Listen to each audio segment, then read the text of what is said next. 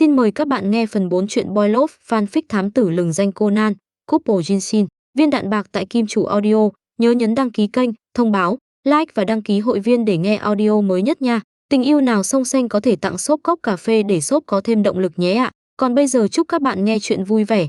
Jin ghét bỏ liếc hắn một cái, lấy điện thoại ra liên lạc với Irish, người đã mất liên lạc suốt một khoảng thời gian. 2 tiếng vừa rồi cậu đã đi đâu? Có vẻ là một nơi bắt buộc phải tắt điện thoại. Đầu dây bên kia vang lên vài tiếng cười trầm thấp. Anh quan tâm sao? Không quan trọng. Jin hừ lạnh. Cậu chỉ cần tập trung hoàn thành nhiệm vụ tôi giao là được. Irish đột nhiên chuyển chủ đề, nói mới nhớ, người đã dùng loại thuốc đó xử lý tên thám tử trung học kia là anh, đúng không? Jin khẽ nheo mắt, bất động thanh sắc hỏi, cậu đang nói gì vậy? Kudo Shinichi. Trong giọng Irish mang theo vẻ đắc ý, anh quên rồi sao? Những kẻ tôi từng giết, tôi không thể nhớ hết tên của từng người. Giọng Jin lạnh lẽo mà bình tĩnh. Tên đó làm sao? Không có gì, Iris nói. Jin khẽ nheo mắt, tóm lại, mau tập trung toàn bộ tinh thần vào nhiệm vụ. Nói xong, hắn lập tức cúp máy. Irish nói như vậy, có lẽ hắn đã phát hiện chuyện của tên nhóc phiền phức kia rồi. Ngày hôm sau, tại thành phố Ayase thuộc tỉnh Kanagawa, người ta phát hiện thêm một thi thể. Nạn nhân là một nữ họa sĩ trẻ tuổi, bên cạnh thi thể cũng có một quân mặt trược. Xem ra đây chính là nạn nhân thứ 7 trong vụ án giết người hàng loạt có liên quan đến quân mặt trược. Đáng tiếc, vì học sinh tiểu học vẫn phải đến trường nên Conan không thể đi cùng Moriko Goro tham dự cuộc họp điều tra được tổ chức lại. Mang theo chút tiếc nuối, Conan vừa bước vào lớp đã nhìn thấy một đám người đang vây quanh thứ gì đó. Thấy cậu xuất hiện, Ayumi vội vàng chạy tới. Conan, không hay rồi, vây lưng của con cá heo cậu làm biến mất rồi. Vây lưng. Conan giũng người, sau đó lập tức nhớ ra, con cá heo bằng đất sét làm trong giờ thủ công hôm qua sao? Sao lại biến mất được? Conan bước tới, vừa nhìn đã thấy trên lưng con cá heo mình nặn bị thiếu mất một mảng. Hai bên vị trí vốn gắn vây lưng đều có một vết lõm. Đây là dấu vết của găng tay ra. Mấy đứa trẻ xung quanh vẫn đang bàn luận tại sao lại xảy ra chuyện này. Conan hoàn hồn, mỉm cười với mọi người. Có lẽ lúc quét dọn đã vô tình va phải thôi. Lát nữa tớ nặn lại một cái là được. Vừa trở về chỗ ngồi, chiếc điện thoại cậu từng dùng khi còn là Kudo Shinichi đột nhiên vang lên. Conan hơi khó hiểu. Bình thường Gian sẽ không nhắn tin cho cậu trong giờ học. Người của câu lạc bộ kịch vừa nói, chiếc mũ giáp của kỵ sĩ áo đen mà Shinichi từng đội trong lễ hội trường lần trước không biết đã bị ai làm hỏng. Mũ giáp, đó là lần trước cậu uống loại thuốc Haibara nghiên cứu, tạm thời khôi phục hình dáng ban đầu rồi phá một vụ án trong lễ hội trường. Nguy rồi, trên mũ giáp có dấu vân tay của cậu. Nếu liên hệ với chuyện chiếc vây lưng biến mất, rất có thể thân phận của cậu đã bị phát hiện. Hơn nữa, người phát hiện ra khả năng cao chính là Irish, kẻ đã trà trộn vào cuộc họp điều tra. Có lẽ sau khi nghe những cảnh sát hình sự khác nhắc tới cậu, hắn đã nhận ra điểm bất thường. Nếu bị tổ chức phát hiện, nếu chuyện cơ thể cậu bị teo nhỏ bại lộ, đến lúc đó, không chỉ cậu mà cả Haibara, Ran, bác Mori, tiến sĩ Agasa và mọi người, thậm chí Jin, người đã che giấu thông tin về cậu và Haibara, cũng sẽ bị.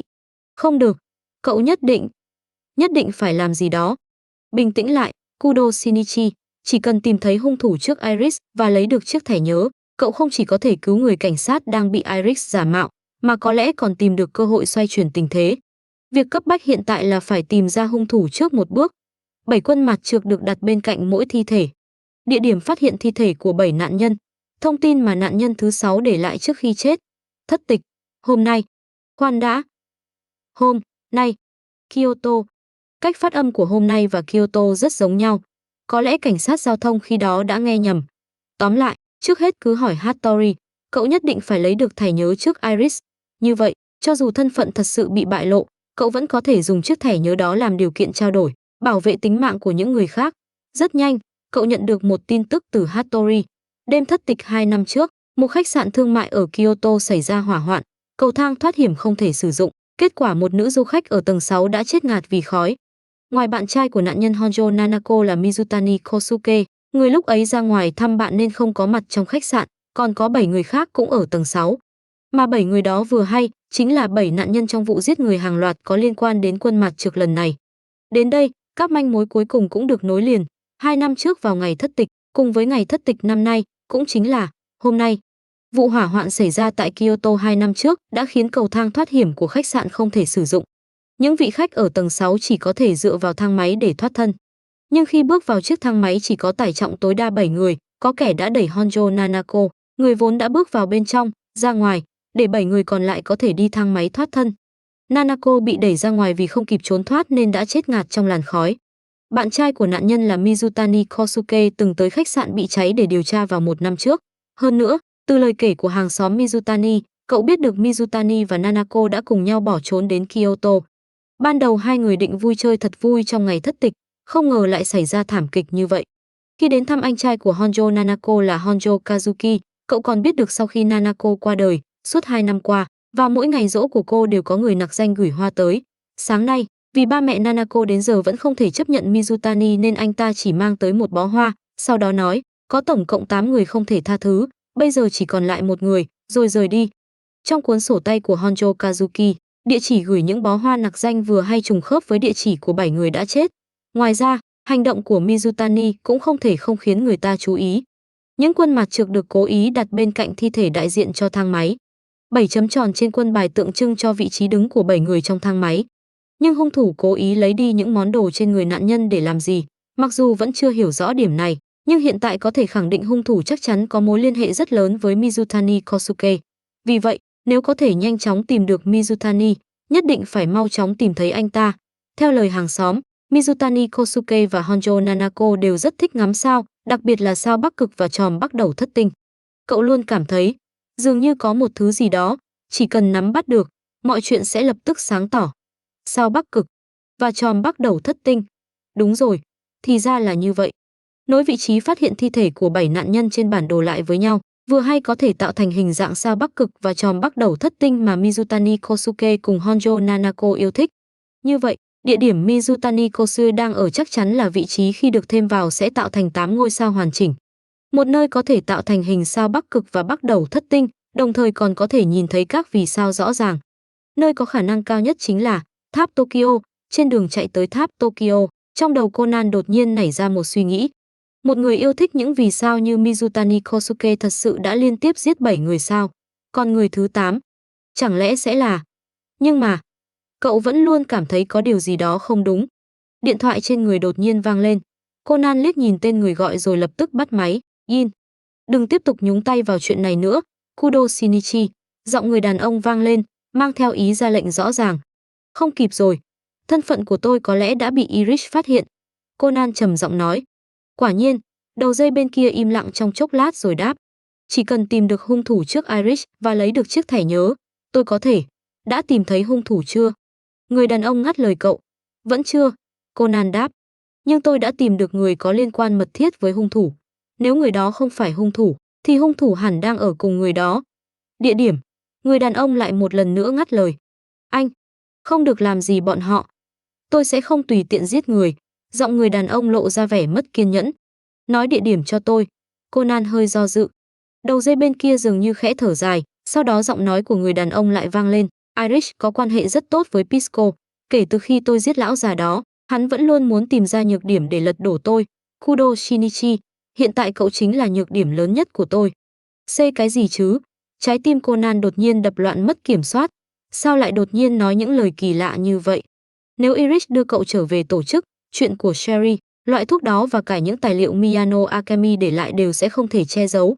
Đến lúc đó, những người bên cạnh cậu, cùng với tôi và người phụ nữ Vermont kia, tháp Tokyo, người đó tên là Mizutani Kosuke, hiện đang ở tháp Tokyo. Conan ngắt lời người đàn ông, anh ta rất có thể định tự sát. Mặc dù vẫn chưa xác định được rốt cuộc anh ta có phải hung thủ hay không, nhưng chiếc thẻ nhớ hẳn đang ở trên người anh ta. Cậu dừng lại trong chốc lát rồi lên tiếng lần nữa, đừng giết anh ta, Jin. Thật kỳ lạ. Tại sao cậu lại đột nhiên cảm thấy không còn sức lực? Tôi sẽ không ra tay với kẻ không quan trọng. Người đàn ông nói, Iris đã tới đó, cậu không được đến gần nơi ấy. Nói xong, hắn kết thúc cuộc gọi. Iris đã biết thân phận của cậu. Cho dù cậu không đến đó, sau khi mọi chuyện kết thúc, tên đó vẫn sẽ tập trung sự chú ý vào cậu. Đây không phải chuyện chỉ cần tránh né là có thể thoát được. Mà người hiểu rõ hành động của Iris nhất chính là Jin. Conan ngẩn người trong chốc lát rồi cười khổ. Thế này được tính là gì? Hợp tác với tên đó sao? Kudo Shinichi, tại sao cậu lại biến thành thế này? Mặc dù người đàn ông đã bảo cậu không được tiếp tục tham gia, Conan vẫn chạy tới tháp Tokyo. Nhưng khi cậu đến nơi, thời gian đóng cửa đã gần kề. Nhân lúc nhân viên không chú ý, Conan lén lút đi vào trong, leo lên đài quan sát. Lúc này, trên đài quan sát đã không còn người. Toàn bộ đèn đều được tắt. Qua bức tường kính khổng lồ, có thể nhìn thấy bầu trời sao sáng rực, bên dưới thấp thoáng treo một vầng trăng khuyết. Người đàn ông mặc áo khoác đen đứng trước bức tường kính, tựa như màn đêm đã đông cứng lại. Mái tóc dài màu bạch kim sau lưng hắn giống như ánh trăng đang trút xuống. Nghe thấy tiếng bước chân, người đàn ông quay đầu lại. Trong giọng nói là sự bình tĩnh và bất lực, như thể đã sớm đoán được cậu sẽ xuất hiện. Đúng là một tên nhóc cứng đầu. Conan nhìn về phía hai người đang nằm trên mặt đất. Một người là Mizutani Kosuke, người cậu từng nhìn thấy trong ảnh. Người còn lại, Honjo Kazuki-san. Conan nhận ra thân phận của người đó, anh trai của Honjo Nanako.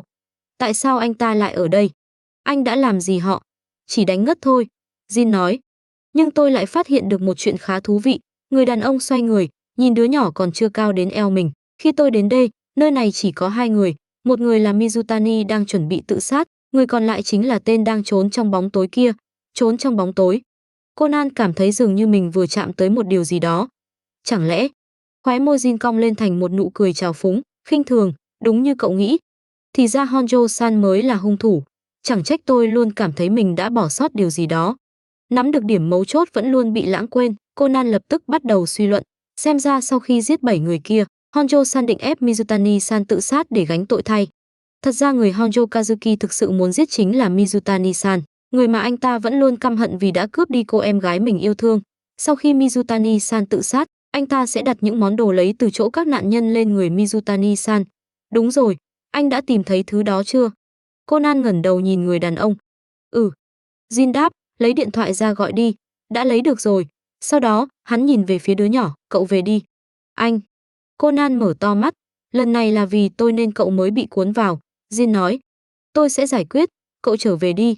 Nhưng mà Conan còn muốn nói thêm, Jin đột nhiên liếc xuống phía dưới. Có điều, bây giờ hình như cậu không đi được nữa. Tên đó đã tới rồi. Đứa nhỏ lập tức chạy tới, áp người vào mặt kính nhìn xuống.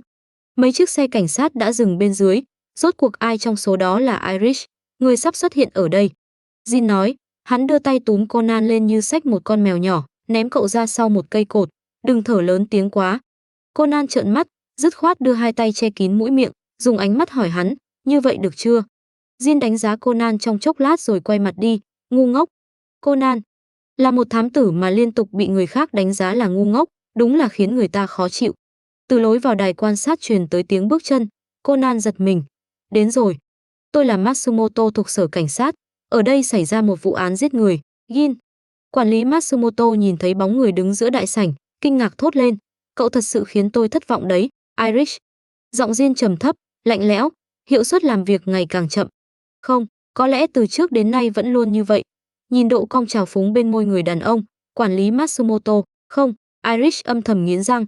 Hắn giơ tay gỡ lớp ngụy trang, để lộ gương mặt thật, làm sao anh tìm được tới đây? Thẻ nhớ đã vào tay, nhiệm vụ cũng xem như hoàn thành. Đôi mắt xanh sẫm của Jin chăm chú nhìn người đối diện, thu hết sự oán hận và tức giận mà hắn đang cố gắng che giấu vào mắt.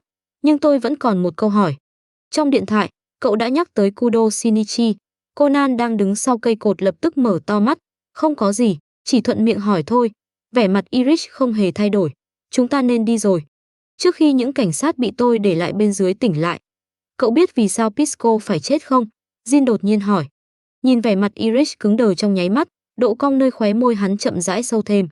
Bởi vì ông ta đã biết chuyện mình không nên biết. Vừa dứt lời, Jin nâng tay trái lên. Nòng súng tối đen nhắm thẳng vào Irish. Phụt. Khẩu súng được lắp ống giảm thanh không phát ra tiếng động quá lớn. Irish ôm lấy lỗ đạn trên ngực, không dám tin ngẩng đầu lên. Anh. Conan đứng sau cây cột hoàn toàn cứng đờ. Mãi đến khi nghe thấy tiếng vật nặng ngã xuống đất, cậu mới hoàn hồn, lập tức lao ra. Anh đang làm gì vậy, Jin? Jin quay đầu nhìn cậu, cau mày, sao cậu lại đi ra? Anh giết hắn sao? Tận mắt chứng kiến người đàn ông nổ súng, tư duy Conan vẫn còn cứng nhắc. Sao anh có thể làm như vậy? Jin nhướng mày, nếu không thì sao? Chờ tên này bắt được cậu, đưa cậu về tổ chức, sau đó vạch trần sự tồn tại của Sherry và chuyện tôi đã che giấu thông tin sao? Conan nhất thời không thể phản bác. Hai người, vậy mà, Irish bị bắn trúng tim nhưng vẫn chưa chết ngay. Nhìn sự tương tác giữa hai người trước mặt, hắn lập tức hiểu ra. Jin, anh lại phản bội tổ chức. Chẳng trách Rome. Conan sững người. Jin một lần nữa nâng súng. Một tiếng súng khẽ vang lên. Trên mi tâm Irish xuất hiện thêm một lỗ đạn. Toàn thân hắn co giật trong chốc lát rồi hoàn toàn bất động. Đúng là một kẻ không biết giữ miệng. Jin thấp giọng nói, sau đó đi về phía Conan. Đứa nhỏ mở to mắt nhìn người đàn ông bước tới trước mặt mình rồi ngồi xổm xuống. Mái tóc dài màu bạch kim trượt khỏi vai hắn như thác nước, đôi mắt xanh sẫm nhìn thẳng vào cậu, ánh mắt trong suốt, sắc bén đến mức dường như có thể xuyên thủng lòng người. Cậu không biết gì cả, người đàn ông thấp giọng nói.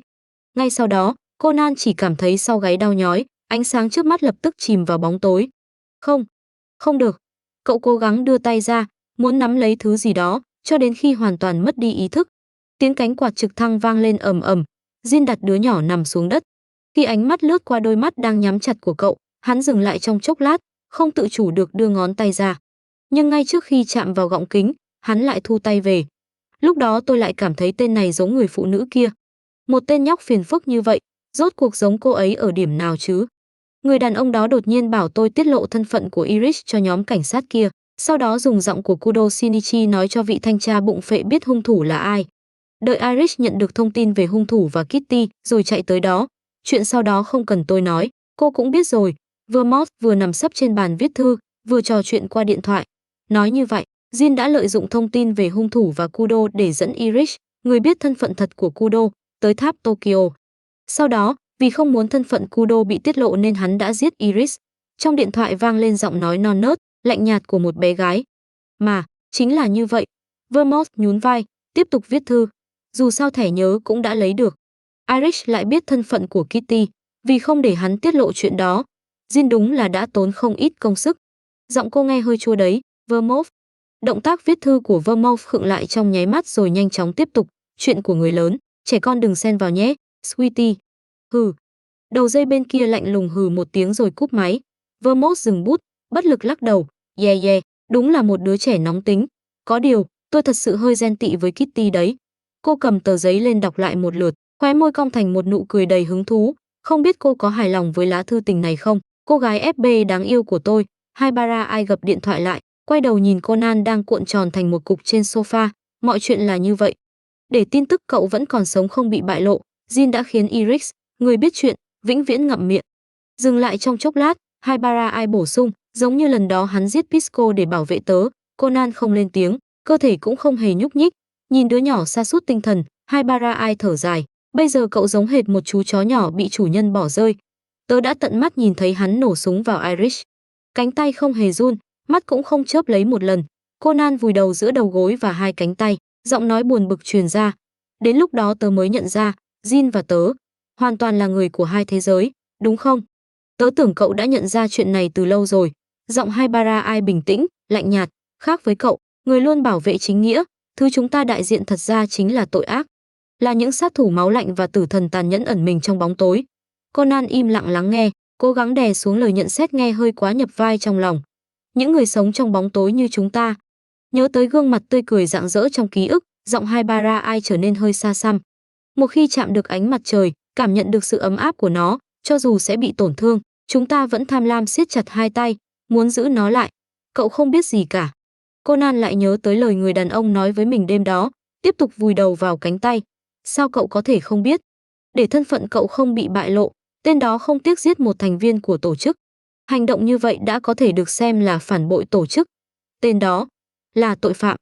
Thế nhưng, hắn hết lần này đến lần khác cứu cậu. Hơn nữa, còn giao tài liệu về APTX 4869 và thuốc giải cho cậu cùng Haibara.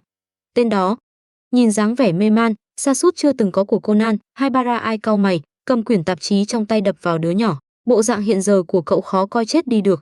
Cậu như vậy mà vẫn được xem là Kudo Shinichi sao? Conan kêu đau một tiếng, cuối cùng cũng ngẩng đầu khỏi cánh tay. Kudo Shinichi mà tớ biết là một kẻ to gan nhưng nghiêm túc, là tên ngốc thông minh dù gặp phải khó khăn lớn đến đâu, cũng luôn có thể nghĩ ra cách giải quyết. Haibara ai liếc Conan, dáng vẻ cao ngạo như một nữ vương, chứ không phải một tên nhóc trốn trong góc lén lút khóc lóc. Tên ngốc thông minh là cái quái gì vậy? Với lại ai trốn trong góc lén lút khóc chứ? Conan bất mãn nói. Nói cậu thông minh là vì trí tuệ của cậu. Nói cậu là tên ngốc vì ở một số phương diện, cậu thật sự chậm chạp đến đáng thương. Haibara ai nâng tách trà trên bàn lên, uống một ngụm cho thấm giọng rồi hỏi, tớ hỏi cậu, bây giờ cậu nghĩ thế nào về Jin? Nghĩ thế nào là sao? Conan sững người. Người đàn ông đó, cậu muốn vừa nhìn thấy hắn đã lập tức bắt lại, giao cho cảnh sát và vạch trần tội ác của hắn. Mặc dù tớ cảm thấy chuyện đó gần như không thể thực hiện được, hay muốn giả vờ như chưa từng có chuyện gì xảy ra, tiếp tục móc nối với hắn. Haibara ai nói, vì lựa chọn đầu tiên không thực tế, tớ đoán cậu sẽ nghiêng về lựa chọn thứ hai. Móc nối cái gì chứ? Conan lập tức kêu lên. Những chuyện tên đó từng làm, sao có thể giả vờ như không biết được. Nói thật, tình cảnh của Jin trong tổ chức thực ra rất nguy hiểm. Haibara Ai đột nhiên nói. Tên đó từng chấp hành mệnh lệnh của tổ chức, giết rất nhiều người. Những người có quan hệ thân thiết với nạn nhân đều chuyển sự căm hận và sợ hãi đối với tổ chức sang hắn. Trong tổ chức, người ôm lòng oán hận với hắn giống Irish không hề ít. Vì vậy lúc đó Irish mới nói chẳng trách Rum. Conan ngẩn người nói. Rum. Haibara Ai lập tức thốt lên. Sao vậy? Cậu biết Rum sao? Conan nhanh chóng chú ý tới phản ứng của cô. Đó là một nhân vật lớn trong tổ chức, có địa vị còn cao hơn Jin. Còn cao hơn Jin, Conan chấn động. Khác với Jin, người chỉ tiếp nhận và thi hành mệnh lệnh của ngài ấy, Rum có thể trực tiếp đối thoại với người đó, là tâm phúc của ông ta. Haibara Ai cố gắng nhớ lại. Nhưng không ai biết cụ thể Rum có ngoại hình thế nào, chỉ có rất nhiều lời đồn, chẳng hạn như một người đàn ông cao lớn, một người đàn ông có vẻ ngoài giống phụ nữ, hoặc một ông lão lớn tuổi. Cũng có người nói những người đó đều chỉ là thế thân của hắn. Nói đến đây, Haibara Ai liếc nhìn Conan đang nghiêm túc lắng nghe, nhưng có một điểm có thể khẳng định. Một mắt của Rum bị thương trong một tai nạn, vì vậy hắn sử dụng mắt giả. Chỉ có từng đó thông tin sao? Conan, người vô thức đã điều chỉnh lại tâm trạng, cau mày. Tên đó hành động vô cùng bí ẩn.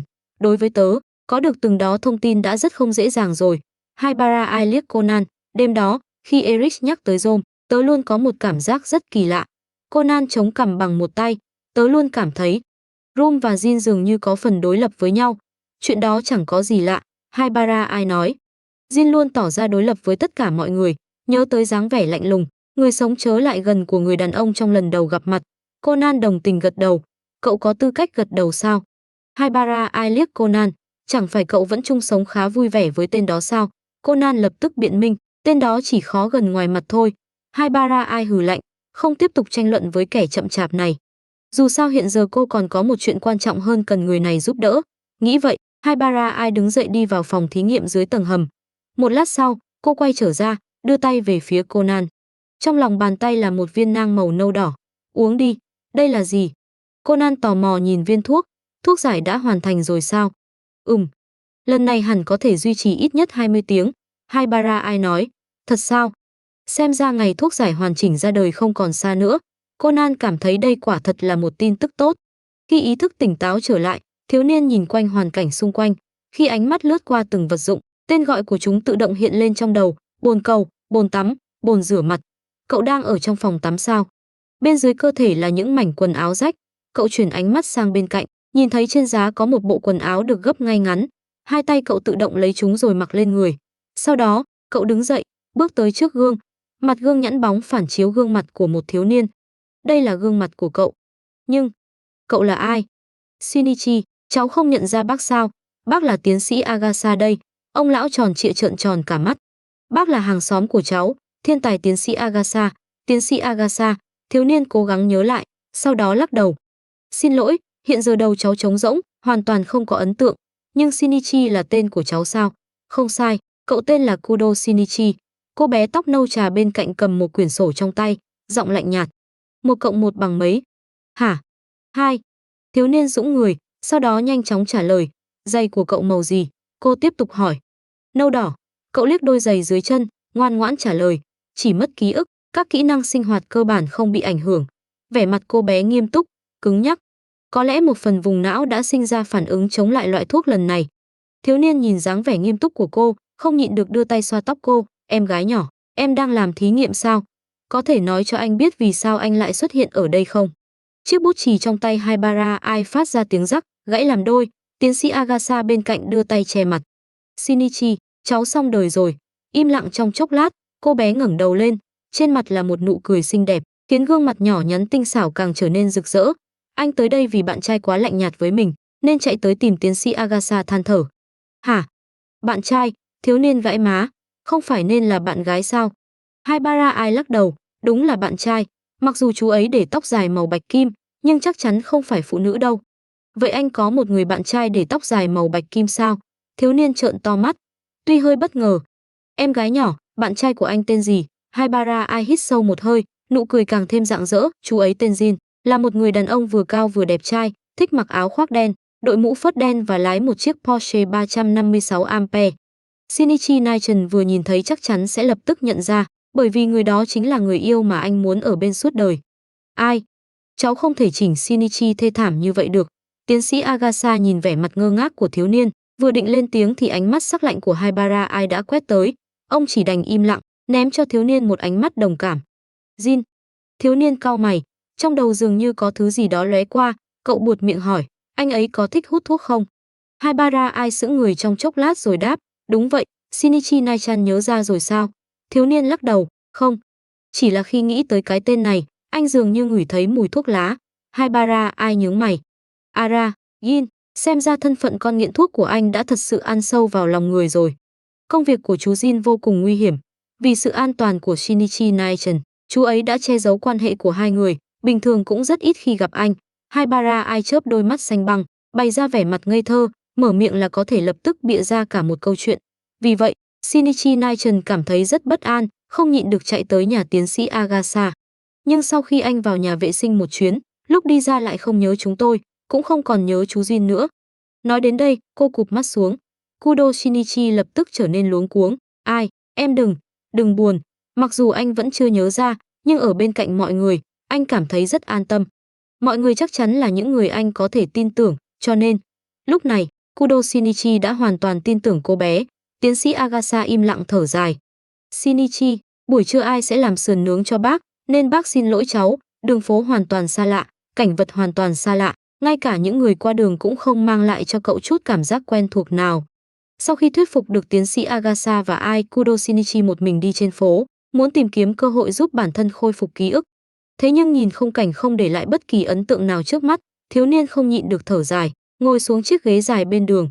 Trong đầu cậu hoàn toàn trống rỗng, mặc dù khi nhìn thấy bất kỳ thứ gì, cậu vẫn biết tên gọi, màu sắc và chất liệu của chúng, nhưng cũng chỉ có vậy.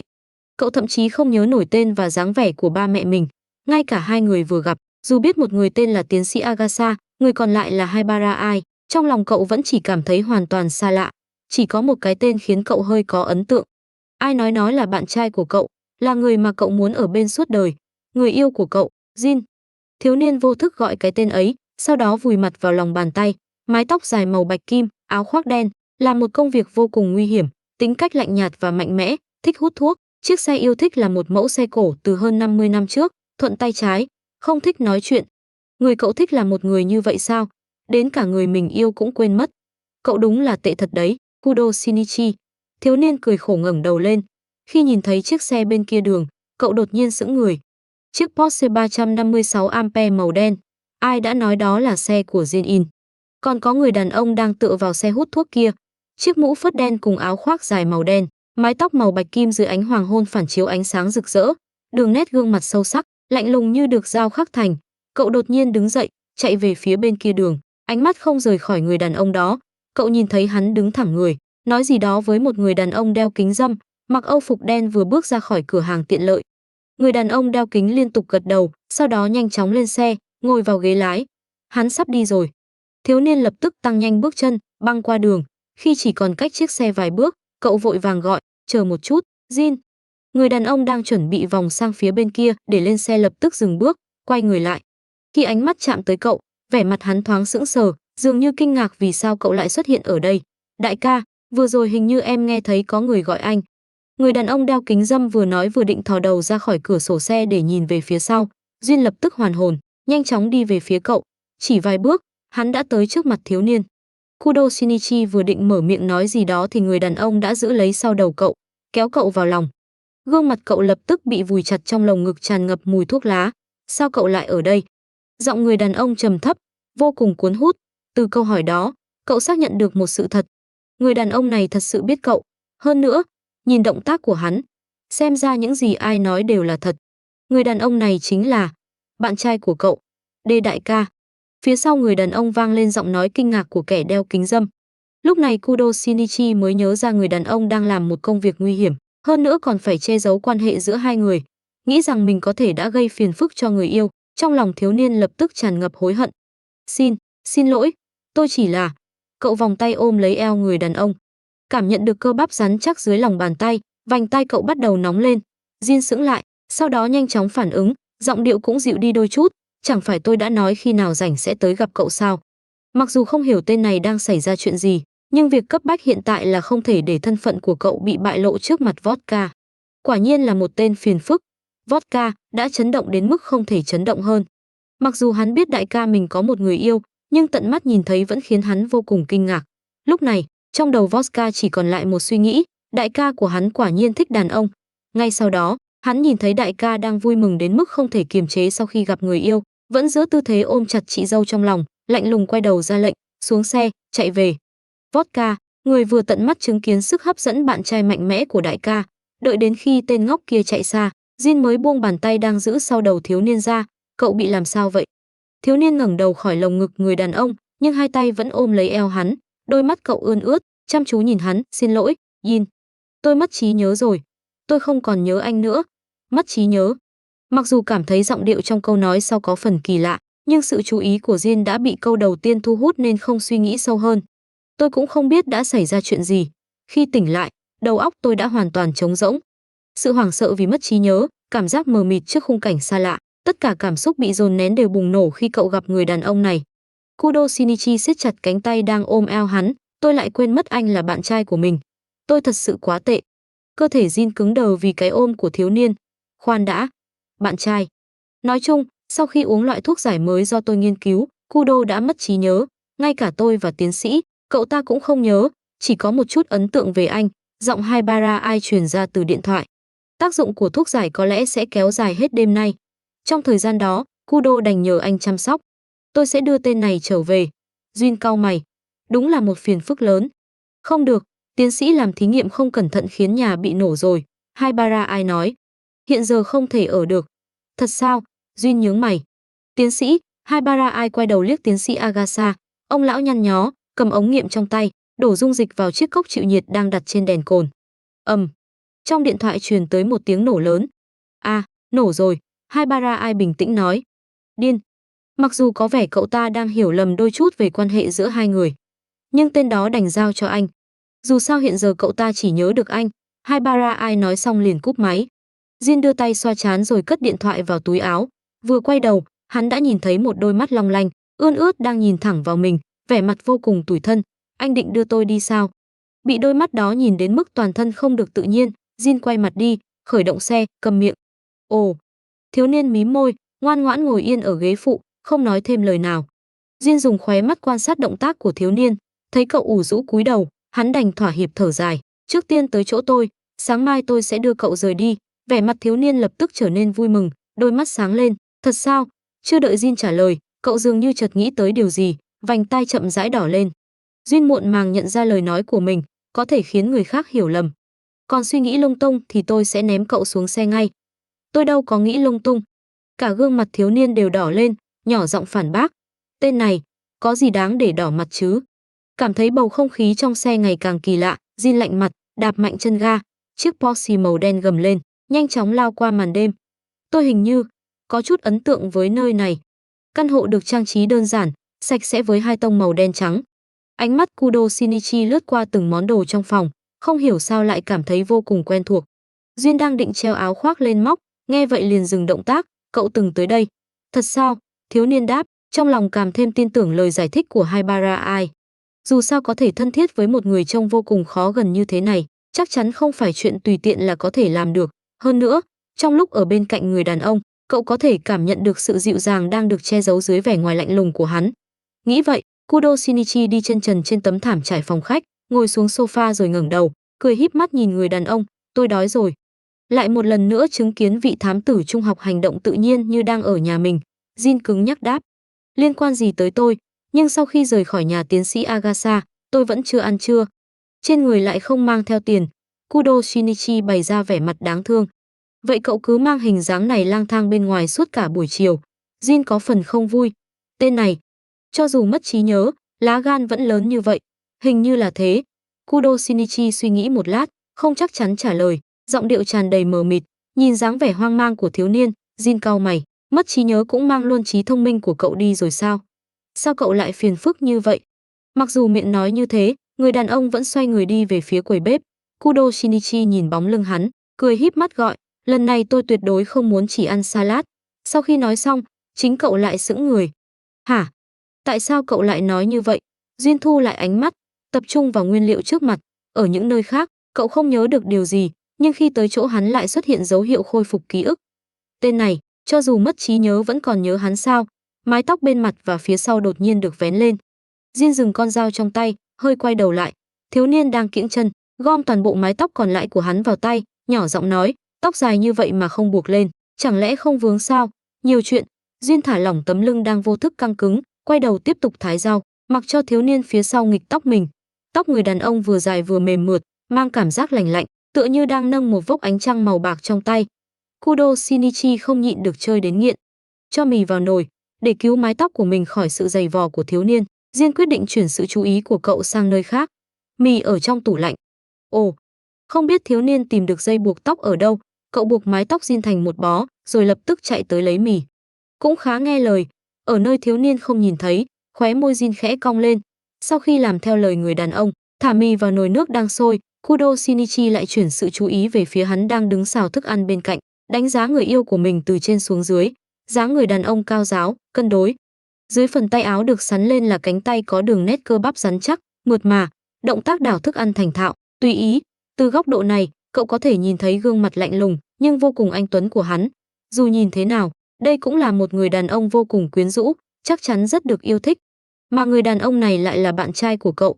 Trong nháy mắt, ngoại trừ chút không tự nhiên khi biết người yêu của mình là đàn ông, trong lòng Kudo Shinichi còn dâng lên một cảm giác thỏa mãn kỳ lạ. Cậu đã nhớ lại được những gì? Sau khi cả hai ăn tối trong bầu không khí khá hòa hợp, Kudo Shinichi chủ động đi rửa bát. Jin tương đối hài lòng với hành động của thiếu niên, lúc này mới nhớ tới chuyện cậu mất trí nhớ và mở miệng hỏi. Không nhiều lắm, tôi chỉ nhớ anh thích hút thuốc, hơn nữa chỉ hút nhãn hiệu GILOESES. Anh mắc bệnh sạch sẽ, tính tình cũng không tốt, nhưng nấu ăn rất ngon. Anh không thích những nơi ồn ào, thích nghe nhạc opera và thưởng thức những loại hình nghệ thuật tao nhã. Kudo Shinichi lần lượt kể ra. Thật ra những điều này đều do cậu quan sát được sau khi bước vào căn hộ. Bao thuốc được Jin lấy khỏi túi rồi đặt lên bàn trà, vé xem opera trên tủ giày gần lối vào, cùng bữa tối vừa rồi. Bị người yêu quên mất chắc chắn là một chuyện vô cùng khó chịu. Cho dù người đàn ông không nói, trong lòng hắn hẳn vẫn cảm thấy tổn thương. Kudo Shinichi tràn đầy áy náy nghĩ. Jin hoàn toàn không ngờ người này lại hiểu rõ mình đến vậy. Hắn sững người, cảm xúc vi diệu trong lòng khiến hắn khẽ cau mày, đó là những gì cậu quan sát được, đúng không? Dù sao cậu cũng là thám tử Kudo nổi tiếng, bị đôi mắt xanh sẫm của người đàn ông nhìn thấu, thiếu niên lập tức hoảng hốt. Cậu vội vàng tiến lên vài bước, nhào tới ôm lấy người đàn ông đang ngồi trên sofa. Jin, xin lỗi, tôi vẫn chưa thể nhớ ra anh, nhưng tôi bảo đảm nhất định sẽ cố gắng khôi phục ký ức. Không hổ là người yêu của cậu, ánh mắt thật sự quá sắc bén. Điều này khiến thiếu niên vẫn chưa nhớ lại mọi chuyện càng cảm thấy áy náy hơn. Toàn bộ cơ bắp trên người Jin lập tức căng cứng. Mãi một lúc sau, hắn mới đẩy thiếu niên ra.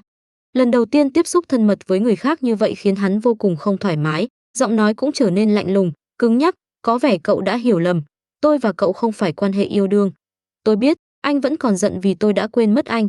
Thiếu niên bị đẩy ra, vẻ mặt vô cùng tự trách. Không sao, vốn là lỗi của tôi. Tôi không nhớ được người yêu của mình, anh tức giận cũng là điều đương nhiên. Jin, người bị ép phải có một người yêu mất trí nhớ. Nhìn thiếu niên tủi thân đến mức dường như sắp khóc, Jin giơ tay che chán. Hóa ra mất trí nhớ là một chuyện phiền phức đến vậy sao? Hay là vì bản thân người này vốn đã là một phiền phức lớn? Sau một hồi im lặng, Duyên lại một lần nữa lựa chọn thỏa hiệp. Hắn tìm một chiếc áo sơ mi mới rồi ném cho thiếu niên, đi tắm. Kudo Shinichi bắt lấy chiếc áo trong tay, không biết cậu nghĩ tới điều gì, gương mặt lập tức càng lúc càng đỏ. Không được suy nghĩ lung tung, thái dương Jin lại bắt đầu đau. Tê tôi biết rồi. Thiếu niên hoảng loạn bật dậy, cầm áo sơ mi chạy thẳng vào phòng tắm. Tên này, ngay cả hướng phòng tắm cũng nhớ sao? Jin hơi kinh ngạc, ngay sau đó, nhớ tới dáng vẻ đỏ mặt của thiếu niên, sắc mặt hắn lại trở nên tối sầm. Thật muốn nhìn vẻ mặt của tên này sau khi khôi phục ký ức, chắc chắn sẽ vô cùng thú vị. Jin, người bị thiếu niên mất trí nhớ giày vò đến mức bắt đầu có xu hướng trở nên đen tối, không nhịn được nghiến răng. Này, cái đó, tôi tắm xong rồi. Một lát sau, giọng nói rụt rè của thiếu niên vang lên, càng nói càng nhỏ, đến cuối gần như không thể nghe rõ. Jin đang ngồi trên sofa quay đầu lại. Thiếu niên 17 tuổi chỉ mặc chiếc áo sơ mi của hắn, bên dưới lớp vải trắng là đôi chân thon dài, hai bàn chân trần đặt trên thảm, các ngón chân bất an co lại. Đi ngủ. Chân mày Jin liên tục giật mạnh. Hắn quay mặt đi, quyết định ngày mai sẽ thay tấm thảm mới, đôi chân quá mức chói mắt gì đó. Hắn hoàn toàn không chú ý. Nhưng mà, thái độ lạnh nhạt của người đàn ông khiến thiếu niên hơi tủi thân. Nghĩ tới tin nhắn Haibara ai vừa gửi, cậu nghiến răng, hạ quyết tâm bước tới, phải chủ động một chút. Kudo Shinichi dùng sự nhiệt tình của cậu để dập tắt cơn giận trong lòng hắn, cảm hóa hắn, làm tan chảy hắn. Không được, hoàn toàn không làm được. Càng tới gần, tim Kudo Shinichi càng đập dữ dội. Khi chỉ còn cách sau lưng người đàn ông một bước, cuối cùng cậu vẫn không chịu nổi nhịp tim ngày càng gấp gáp, quay người bỏ chạy, vòng tay qua cổ hắn từ phía sau gì đó, ghé sát tai thổi hơi gì đó. Thật sự quá xấu hổ rồi.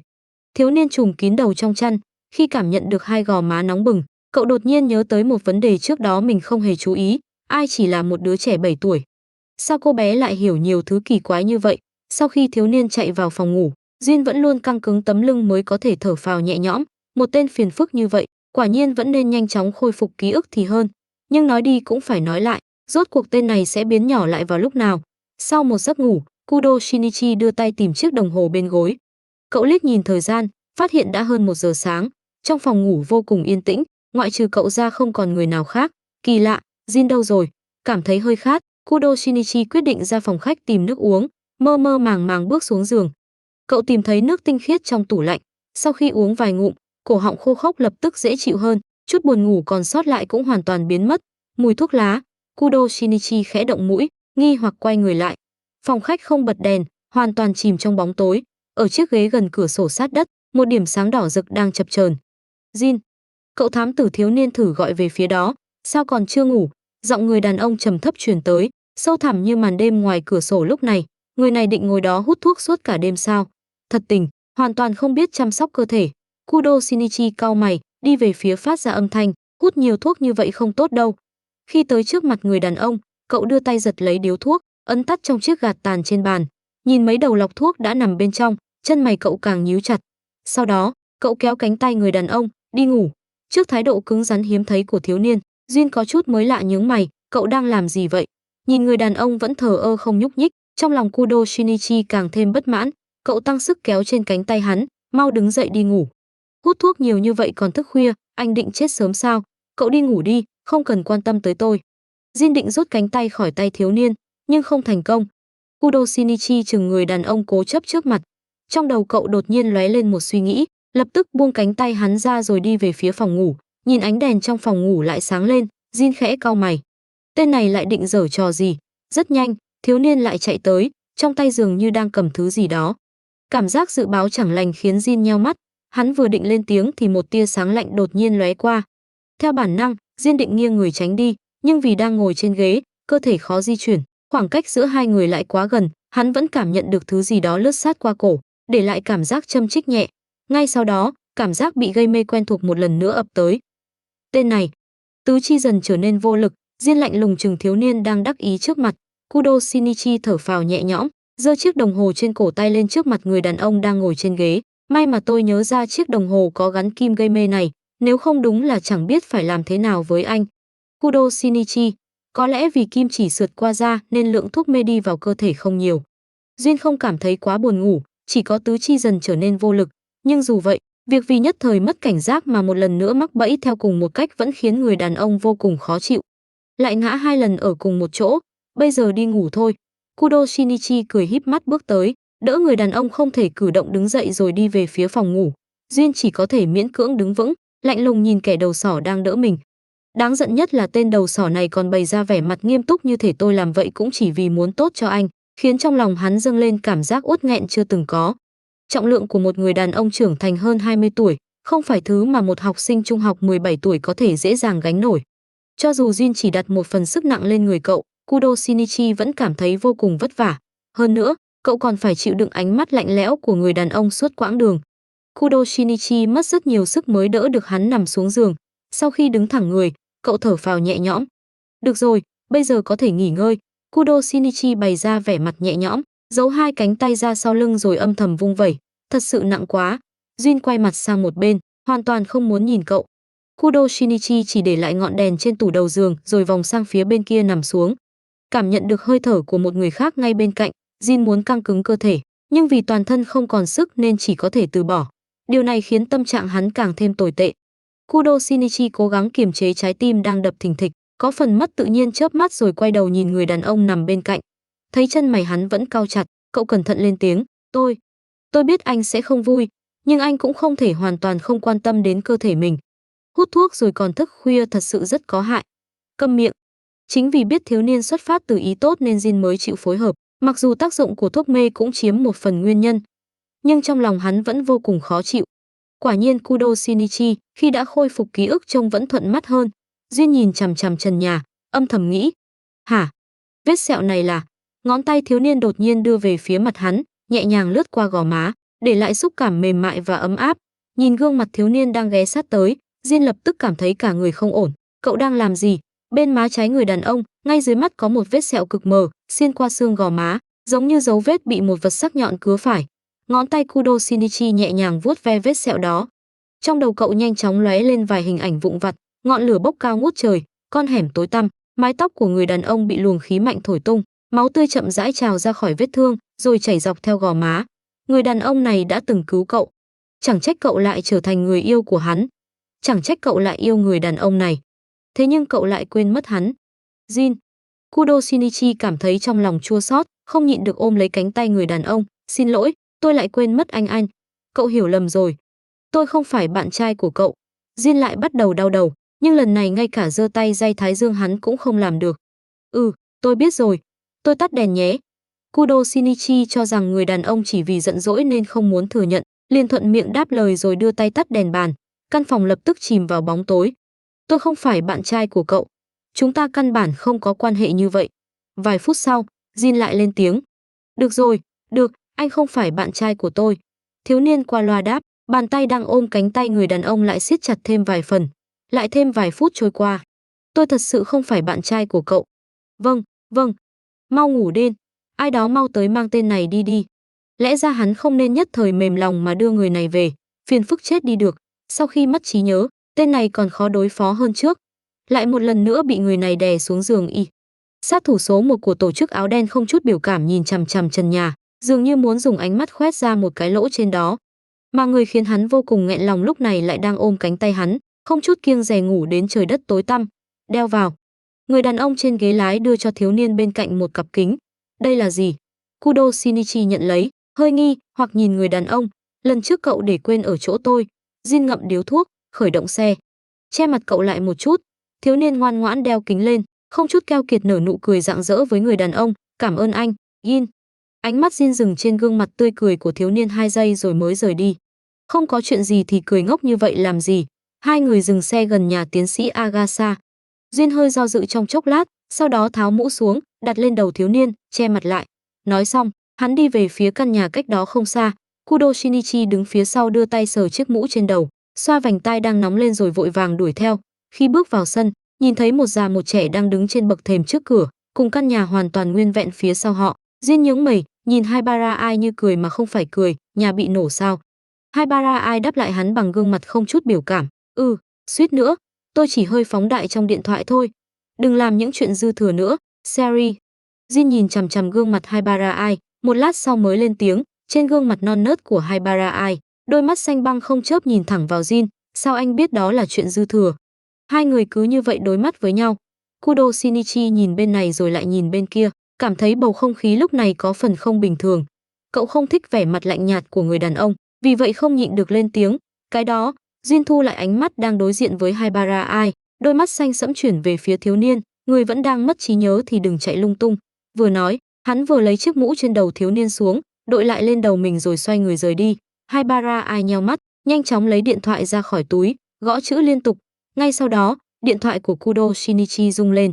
Cậu lấy điện thoại ra, nhìn thông báo tin nhắn trên màn hình rồi mở lên, tên đó sắp đi rồi. Sau lần này, hai người có thể sẽ rất lâu không gặp lại. Chẳng lẽ cậu không nên ôm hắn để tạm biệt sao? Hắn là người yêu của cậu mà. Thiếu niên nhìn chằm chằm tin nhắn suốt 5 giây rồi ngẩng đầu, nhìn bóng lưng người đàn ông đã đi tới cổng sân. Trên mặt cậu hiện lên vẻ kiên định như vừa hạ quyết tâm trọng đại. Jin. Cậu gọi tên người đàn ông, đồng thời chạy về phía hắn. Nghe thấy tiếng gọi của thiếu niên, Jin dừng bước, quay đầu lại. Gương mặt lạnh lùng nhưng anh tuấn của người đàn ông được ánh nắng ban mai chiếu sáng. Những tia sáng màu vàng kim rơi xuống chiếc áo khoác đen và mái tóc dài màu bạch kim. Hắn im lặng đứng ở đó, chăm chú nhìn thiếu niên đang chạy về phía mình. Quả thực giống như Hades, vị thần cai quản địa ngục trong thần thoại Hy Lạp. Kudo Shinichi bị sắc đẹp làm cho đầu óc nóng lên, thực hiện một hành động mà trước đây cậu chưa từng nghĩ tới. cậu chạy đến trước mặt người đàn ông, lợi dụng quán tính vẫn chưa hoàn toàn biến mất, giơ tay kéo cổ hắn xuống, kiễng chân rồi mạnh mẽ hôn lên môi người trước mặt. Cuối cùng cũng chịu ra ngoài gặp người rồi sao? Trong phòng học lớp 1 tỷ trường tiểu học Tây Tan, Haibara Ai nhìn Conan dùng mũ và khẩu trang che kín người, tâm trạng khá tốt lên tiếng trêu chọc. Conan căm giận chừng kẻ đầu sỏ khiến mình biến thành dáng vẻ hiện tại, không nói một lời đi tới chỗ ngồi. Haibara Ai thờ ơ nhún vai, lúc đó tớ chỉ tốt bụng nhắc cậu nên tạm biệt Jin tử tế thôi. Ai ngờ cậu lại to gan đến mức nhào tới cưỡng hôn hắn. Còn không phải do cậu dụ dỗ sao, đồ ngốc. Nghe thấy từ nào đó, Conan lập tức xù lông. Nếu không phải cậu cố ý lợi dụng lúc tớ mất trí nhớ, lừa rằng tên đó là bạn trai của tớ sẽ làm chuyện như vậy sao? Haibara Ai chớp mắt, nở nụ cười vô cùng hiền lành. Ara, tớ chỉ muốn thực hiện một thí nghiệm nhỏ thôi. Ám thị tâm lý quả nhiên rất hữu dụng. Conan há miệng nhưng không thể phát ra nổi một câu phản bác, cuối cùng chỉ có thể mất hết sức lực, nặng nề đập cằm xuống bàn. Người phụ nữ đen tối đến cực điểm này, quả nhiên tất cả đều do cô cố ý. Lại dám lợi dụng lúc cậu mất trí nhớ để trêu chọc cậu như vậy. Bạn trai gì đó, ôm ấp gì đó, nhào tới cưỡng hôn gì đó. Sau này cậu phải đối mặt với Jin thế nào đây? Nhưng mà... Jin mặc cho cậu nghịch tóc. Jin nghiêm túc đứng xào thức ăn. Jin dịu giọng, bất lực nói, tôi không phải bạn trai của cậu. Jin vì đột nhiên bị hôn mà hơi mở to mắt, để lộ vẻ mặt kinh ngạc. Còn cả Jin đứng nguyên tại chỗ suốt nửa phút sau nụ hôn, hoàn toàn không kịp phản ứng. Conan đưa tay ôm lấy trái tim đang đập loạn mỗi khi nghĩ tới người kia, không nhịn được rên khẽ một tiếng, hình như hỏng thật rồi. Nguy rồi, loại cảm xúc mãnh liệt không thể khống chế, chỉ cần nghĩ tới đối phương đã lập tức trào dâng. Conan đầy ảo não vùi đầu vào cánh tay. Haibara Ai nhìn đôi tai đỏ bừng của đứa nhỏ bên cạnh, đôi mắt xanh băng dường như nhiễm thêm vài phần ấm áp. Cô thu ánh mắt khỏi Conan, tiếp tục tập trung vào quyển sách giáo khoa trong tay. Xem ra người này cuối cùng cũng có dấu hiệu thông suốt. Tiếp theo, phải xem cậu có thể kéo người kia trở lại dưới ánh mặt trời hay không, đại thám tử. Bản thân cô hiện giờ đã thoát khỏi bóng tối, nhưng người đó, vì vậy, nhờ cậu đấy, Kudo. Tôi vừa nhận được một tin tức khá thú vị, cậu có muốn nghe không, Jin? Nghe giọng nói truyền tới từ điện thoại, Jin dùng bật lửa châm điếu thuốc trong miệng, tin gì? Irish, kẻ bị cậu giết, từng có một khoảng thời gian liên lạc rất mật thiết với Rome. Ngoài ra, vụ cậu bị tập kích trong lần hành động ở Kyoto trước đây, dường như phía sau cũng có bóng dáng của tên đó. Giọng nữ quyến rũ trong điện thoại dường như mang theo ý cười. Vậy Jin, cậu định làm gì? Quả nhiên là tên đó. Jin cười lạnh, giơ tay phủi tàn thuốc. Cô lấy tin tức từ đâu? Cô gái FBI yêu dấu của tôi đã nói cho tôi biết đấy. Để có được những tin tức này, tôi đã tốn không ít công sức. Người phụ nữ khẽ cười. Giọng nói tựa như làn gió nhẹ lướt qua cánh hoa anh túc, mềm mại nhưng ẩn chứa sự nguy hiểm vô hình. Xem ra cô sống khá thoải mái, Jin hờ hững đáp, nhưng kỳ nghỉ nên kết thúc rồi, Vermouth. Ara, sắp bắt đầu rồi sao? Giọng Vermouth lập tức trở nên vui vẻ. Tốt quá, cuối cùng tôi không cần cả ngày suy nghĩ xem phải làm thế nào để thông nát mông tên đó nữa. Jin cúp máy, đưa tay day chân mày đang co giật. Ở đầu bên kia, Vermouth nhìn chiếc điện thoại lại một lần nữa đổ chuông, trong mắt lóe lên một tia sáng khó hiểu rồi đưa tay bắt máy. Mọi chuyện đều đang tiến hành theo kế hoạch. Không biết người ở đầu dây bên kia nói gì, người phụ nữ bật cười, yên tâm đi, hắn không hề nghi ngờ. Tôi còn đang chờ nhìn thấy cảnh hắn cúi đầu quỳ trước mặt mình, làm sao có thể mềm lòng được. Đừng coi thường tôi chứ, Rome. Vừa nói, Vermouth vừa nhìn về phía bức tường trước mặt. Trên tấm bia dùng để ném phi tiêu có treo một bức ảnh. Dưới ánh nắng rực rỡ của buổi sớm, người đàn ông tóc bạc và thiếu niên đang hôn nhau, tựa như một đôi tình nhân thân mật. Người phụ nữ vung tay. Một chiếc phi tiêu lập tức cắm thẳng vào bức ảnh. Em đi ngủ đây, Rani-chan. Sau khi đánh răng rửa mặt xong, Conan chào Ran. Nhận được lời đáp của cô, cậu mới bước vào phòng ngủ. Tựa lưng vào cánh cửa, nhớ tới nụ cười Ran vừa dành cho mình, Conan khẽ thở dài, thấp giọng gọi tên cô bạn thanh mai trúc mã, Ran. Cậu từng cho rằng mình thích Ran. Dù sao cô cũng là người con gái đã lớn lên bên cạnh cậu. Cậu từ lâu đã quen với sự hiện diện của Ran bên mình. Nếu không có chuyện gì ngoài ý muốn, trong tương lai cậu có lẽ sẽ ở bên Ran. Thế nhưng, người kia lại xuất hiện. Có lẽ giữa thám tử và tội phạm vốn tồn tại một sức hút tự nhiên. Ngay từ đầu, cậu đã dành sự chú ý đặc biệt cho người đàn ông đó. Đến khi nhận ra sự chú ý ấy dường như đã bắt đầu biến chất, cậu đã không còn kịp rút lui. Cậu bị người đàn ông dùng vẻ ngoài lạnh lùng che giấu trái tim mềm mại ấy thu hút sâu sắc. Cho dù cậu là thám tử, còn hắn là tội phạm, đúng là tệ thật. Tôi cứ tưởng loại tình tiết sáo rỗng này chỉ xuất hiện trong phim. Conan thấp giọng tự giễu, trên mặt mang theo nụ cười khổ. Lại thích một người đàn ông, hơn nữa còn là một sát thủ. Kính công, tiếng chuông điện thoại đột ngột vang lên khiến Conan đang thất thần giật mình. Cậu lấy điện thoại ra. Khi nhìn thấy dòng chữ ngài trai sông hiển thị trên màn hình, bàn tay đột nhiên rụt lại như vừa bị bỏng. Không biết từ lúc nào, vành tay cậu đã nóng lên. Jin. Chiếc điện thoại vẫn đang đổ chuông rơi xuống sàn. Conan nhìn màn hình đang phát sáng, nhất thời không biết phải làm sao. Tại sao Jin đột nhiên gọi cho cậu? Nhưng điều khiến cậu hoảng loạn hơn chính là trái tim đang đập nhanh dữ dội trong lồng ngực. Bình tĩnh lại, Kudo Shinichi. Conan tự cổ vũ bản thân, hít sâu một hơi, miễn cưỡng trấn định rồi nhặt điện thoại lên. Nhận cuộc gọi. Moshi Moshi, gần đây cậu bị làm sao vậy? Thám tử Kudo. Không gian bên phía người đàn ông vô cùng yên tĩnh. Chất giọng trầm thấp truyền rõ ràng qua dòng điện, mang âm sắc tựa như tiếng đàn cello, khiến toàn thân Conan run nhẹ. Vệt đỏ đã từ vành tai lan dần lên gò má. Kudo Shinichi. Vì cậu im lặng quá lâu, người đàn ông lại gọi tên cậu. Conan sững người trong chốc lát rồi mới hoàn hồn. Xê cái gì? Hôm nay tên này bị sao vậy? Sao cứ ngơ ngơ ngác ngác thế? Jin khẽ cau mày. Do dự một lát, hắn vẫn lên tiếng. Tầng 3 tòa nhà đối diện văn phòng thám tử Mori. Qua đây một chuyến. Nhưng mà... Conan còn chưa kịp nói hết, đối phương đã cúp máy. Cậu liếc nhìn đồng hồ trên cổ tay. Đã muộn thế này rồi. Với lại, tôi phải làm sao mới tránh được Jan Nichan để chạy ra ngoài đây, đồ khốn. Conan dùng chiếc thắt lưng co giãn đưa mình từ cửa sổ xuống đất.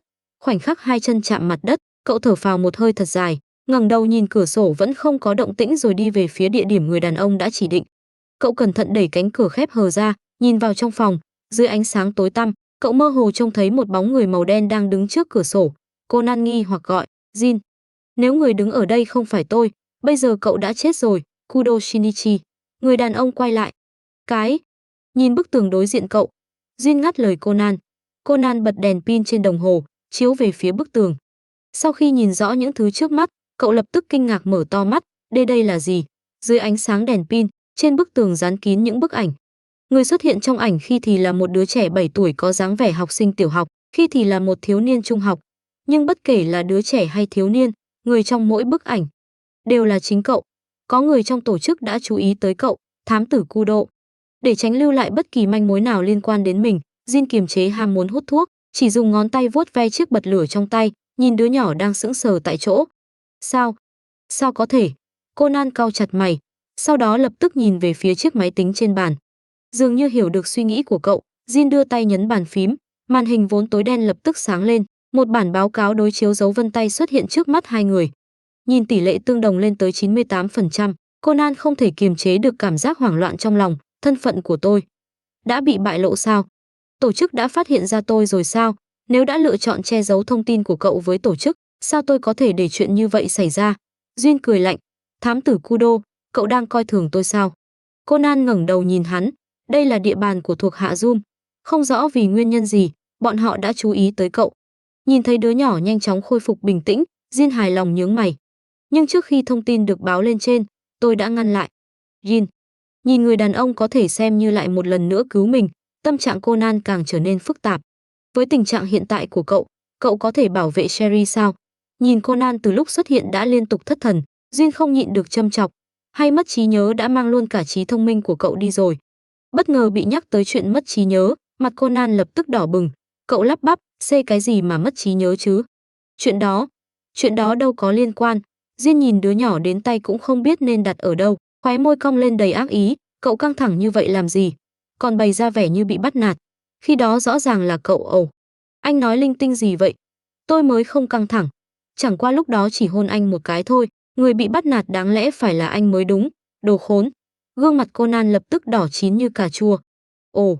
Jin không nhịn được bật cười khẽ, thu hết dáng vẻ vừa xấu hổ vừa tức giận của đứa nhỏ đang xù lông vào mắt. Nghe tiếng cười trầm thấp của người đàn ông, khí thế hùng hổ vừa rồi của Conan giống như quả bóng bị kim đâm thủng, lập tức xẹp xuống, cầm lấy, im lặng một lát, Jin ném một thứ về phía Conan. Conan đưa tay bắt lấy, đó là một chiếc USB bằng kim loại, chỉ lớn bằng nửa ngón tay, đây là gì?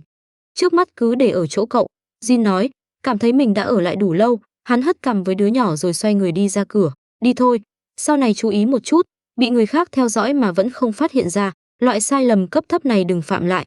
Còn nơi này, Conan đi theo phía sau hắn. Khi sắp xuống cầu thang, cậu không nhịn được quay đầu nhìn vào căn phòng.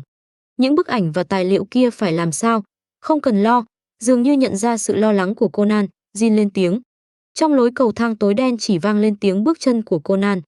Người đàn ông đi phía trước giống như một con báo đen đang săn mồi trong đêm, không phát ra một tiếng động. Chỉ có phần đuôi tóc khẽ lay động theo từng bước chân chứng minh hắn vẫn đang di chuyển. Hai người xuống tới tầng dưới, Duyên nhìn đứa nhỏ, trở về đi, còn anh đi. Conan ngẩng mặt lên, ánh trăng lạnh lẽo chiếu sáng gương mặt lạnh lùng của người đàn ông. Mái tóc màu bạch kim ánh lên rực rỡ, dường như còn đẹp hơn cả ánh trăng. Tôi vẫn còn việc. Trong giọng Duyên mang theo một chút ghét bỏ. Sau này cẩn thận hơn. Tôi không thể lần nào cũng dọn dẹp hậu quả cho cậu. Nhạy bén nhận ra vẻ ghét bỏ trong giọng hắn, Conan tức giận xoay người. Duyên nhìn đứa nhỏ chật vật dùng chiếc thắt lưng co giãn đưa mình lên cửa sổ tầng 2 rồi bò vào trong, không khỏi cạn lời, sao lại ngốc như vậy. Thu lại ánh mắt, Duyên quay người đi về phía xa. Tiếng nổ bất ngờ phá tan sự yên tĩnh của màn đêm, đồng thời đánh bay chút buồn ngủ cuối cùng của đứa nhỏ vừa trở về phòng. Jin. Conan bật dậy khỏi giường, chân mày giật mạnh. Cậu vốn không nên tin tên đó sẽ dùng phương pháp bình thường để tiêu hủy những thứ kia. Không, nếu Jin dùng phương pháp bình thường thì mới kỳ lạ, đúng không? Vị thám tử trung học vừa phát hiện mình dường như đã rung động trước một người, mà đối tượng ấy lại là một phần tử nguy hiểm chính hiệu, bỗng cảm thấy vô cùng mệt mỏi. Gần đây nhiệm vụ của cậu được hoàn thành rất tốt. Từ trước đến nay, cậu vẫn luôn khiến tôi vô cùng yên tâm, Jin. Trong căn phòng tối tăm, phía sau chiếc bàn gỗ đàn hương, lưng ghế cao che khuất hoàn toàn bóng người đang ngồi trên ghế, giọng nói khàn khàn vang vọng trong phòng, càng trở nên quỷ dị dưới ánh sáng mờ tối. Người đàn ông đứng cách bàn vài bước không hề dao động hay sợ hãi trước bầu không khí giận người đó, chỉ cứng nhắc đáp, ngài quá khen rồi, boss. Đây không phải lời quá khen, chỉ cần biết tới sự tồn tại của chúng ta, ai lại không biết trong tay tôi có một lưỡi dao vô cùng sắc bén. Người kia khẽ cười. Cho dù từng phạm một vài sai lầm, cũng không thể thay đổi sự thật nó vẫn là một lưỡi dao tốt, đúng không? Duyên cụp mắt, che giấu cảm xúc trong đáy mắt, cả người hắn im lặng như một tảng đá. Huống hồ, sau khi tôi tự tay sửa chữa sai lầm đó, nó còn trở nên sắc bén hơn trước. Giọng điệu của người kia rất nhẹ nhàng, nhưng vì chất giọng khàn đặc nên nghe càng thêm quái dị. Trong phòng nhất thời yên tĩnh đến đáng sợ. Dường như đã trôi qua cả một thế kỷ, nhưng cũng như chỉ mới qua vài giây, giọng nói khàn khàn lại vang lên, "Được rồi, chuyện cũ nói tới đây thôi, cậu tới gặp tôi vì chuyện gì?" "Yin, chỉ muốn xác nhận một việc." Jin trả lời. Nếu Vodka có mặt ở đây, hắn nhất định sẽ nhận ra giọng điệu Jin lúc này giống hệt khi hắn thẩm vấn mục tiêu trước lúc ra tay xử lý. Nhưng Vodka không ở đây, mà người duy nhất có mặt lại đang quay lưng về phía hắn. Vì thế, không ai nhìn thấy khóe môi Jin lúc này đã cong lên thành một độ cong lạnh lẽo. Đó là nụ cười của tử thần. Choang. Tiếng động giòn tan khiến Conan hoàn hồn. Cậu cúi đầu, nhìn chiếc bát đã rơi xuống đất, vỡ thành nhiều mảnh, mảnh sứ bắn tung tóe khắp nơi. Conan, em không bị thương chứ? Ran đang xới cơm lập tức chạy tới, lo lắng kiểm tra cơ thể đứa nhỏ. Em không sao đâu, Ran Nichan.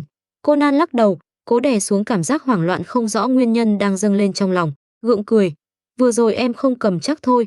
Ở nơi gian không nhìn thấy, Conan cau mày, sắc mặt trở nên nghiêm trọng. Vừa rồi, rốt cuộc cậu đã bị làm sao? Sau khi Jin ngã xuống, Vermont bước ra từ trong bóng tối. Cô lắc khẩu súng trong tay, nở nụ cười quyến rũ. Yeah yeah, đúng là một người đàn ông khó đối phó. Thật không hiểu cô nhìn chúng hắn ở điểm nào. Loại người giống như chó điên này. Room còn chưa nói hết, nòng súng trong tay Vermont đã lập tức chĩa về phía hắn, nói năng cẩn thận một chút, Room. Trừ khi ông cũng muốn ngủ giống hắn. Người đàn ông giấu toàn thân trong bóng tối giơ hai tay lên. Được rồi, được rồi. Chỉ cần sự hợp tác giữa chúng ta diễn ra thuận lợi là được. Phụ nữ khi rơi vào tình yêu đúng là đáng sợ. Vừa dứt lời, trong bóng tối vang lên liên tiếp vài tiếng súng giảm thanh. Ông. Vermont tức giận chừng người đàn ông, ngón tay đặt lên cò súng. Đừng căng thẳng như vậy. Người đàn ông này mặc áo chống đạn, nhiều nhất tôi chỉ làm gãy vài chiếc xương sườn của hắn thôi. Trong giọng Room mang theo ý cười thong thả. Tôi đang giúp cô khống chế hắn. Chẳng lẽ cô không nên nói cảm ơn sao, Vermont? Chuyện giữa tôi và hắn không cần ông xen vào. Không có lần sau, Room. Vermont lạnh lùng cảnh cáo. Tôi biết rồi, bây giờ tôi sẽ đưa hắn đi.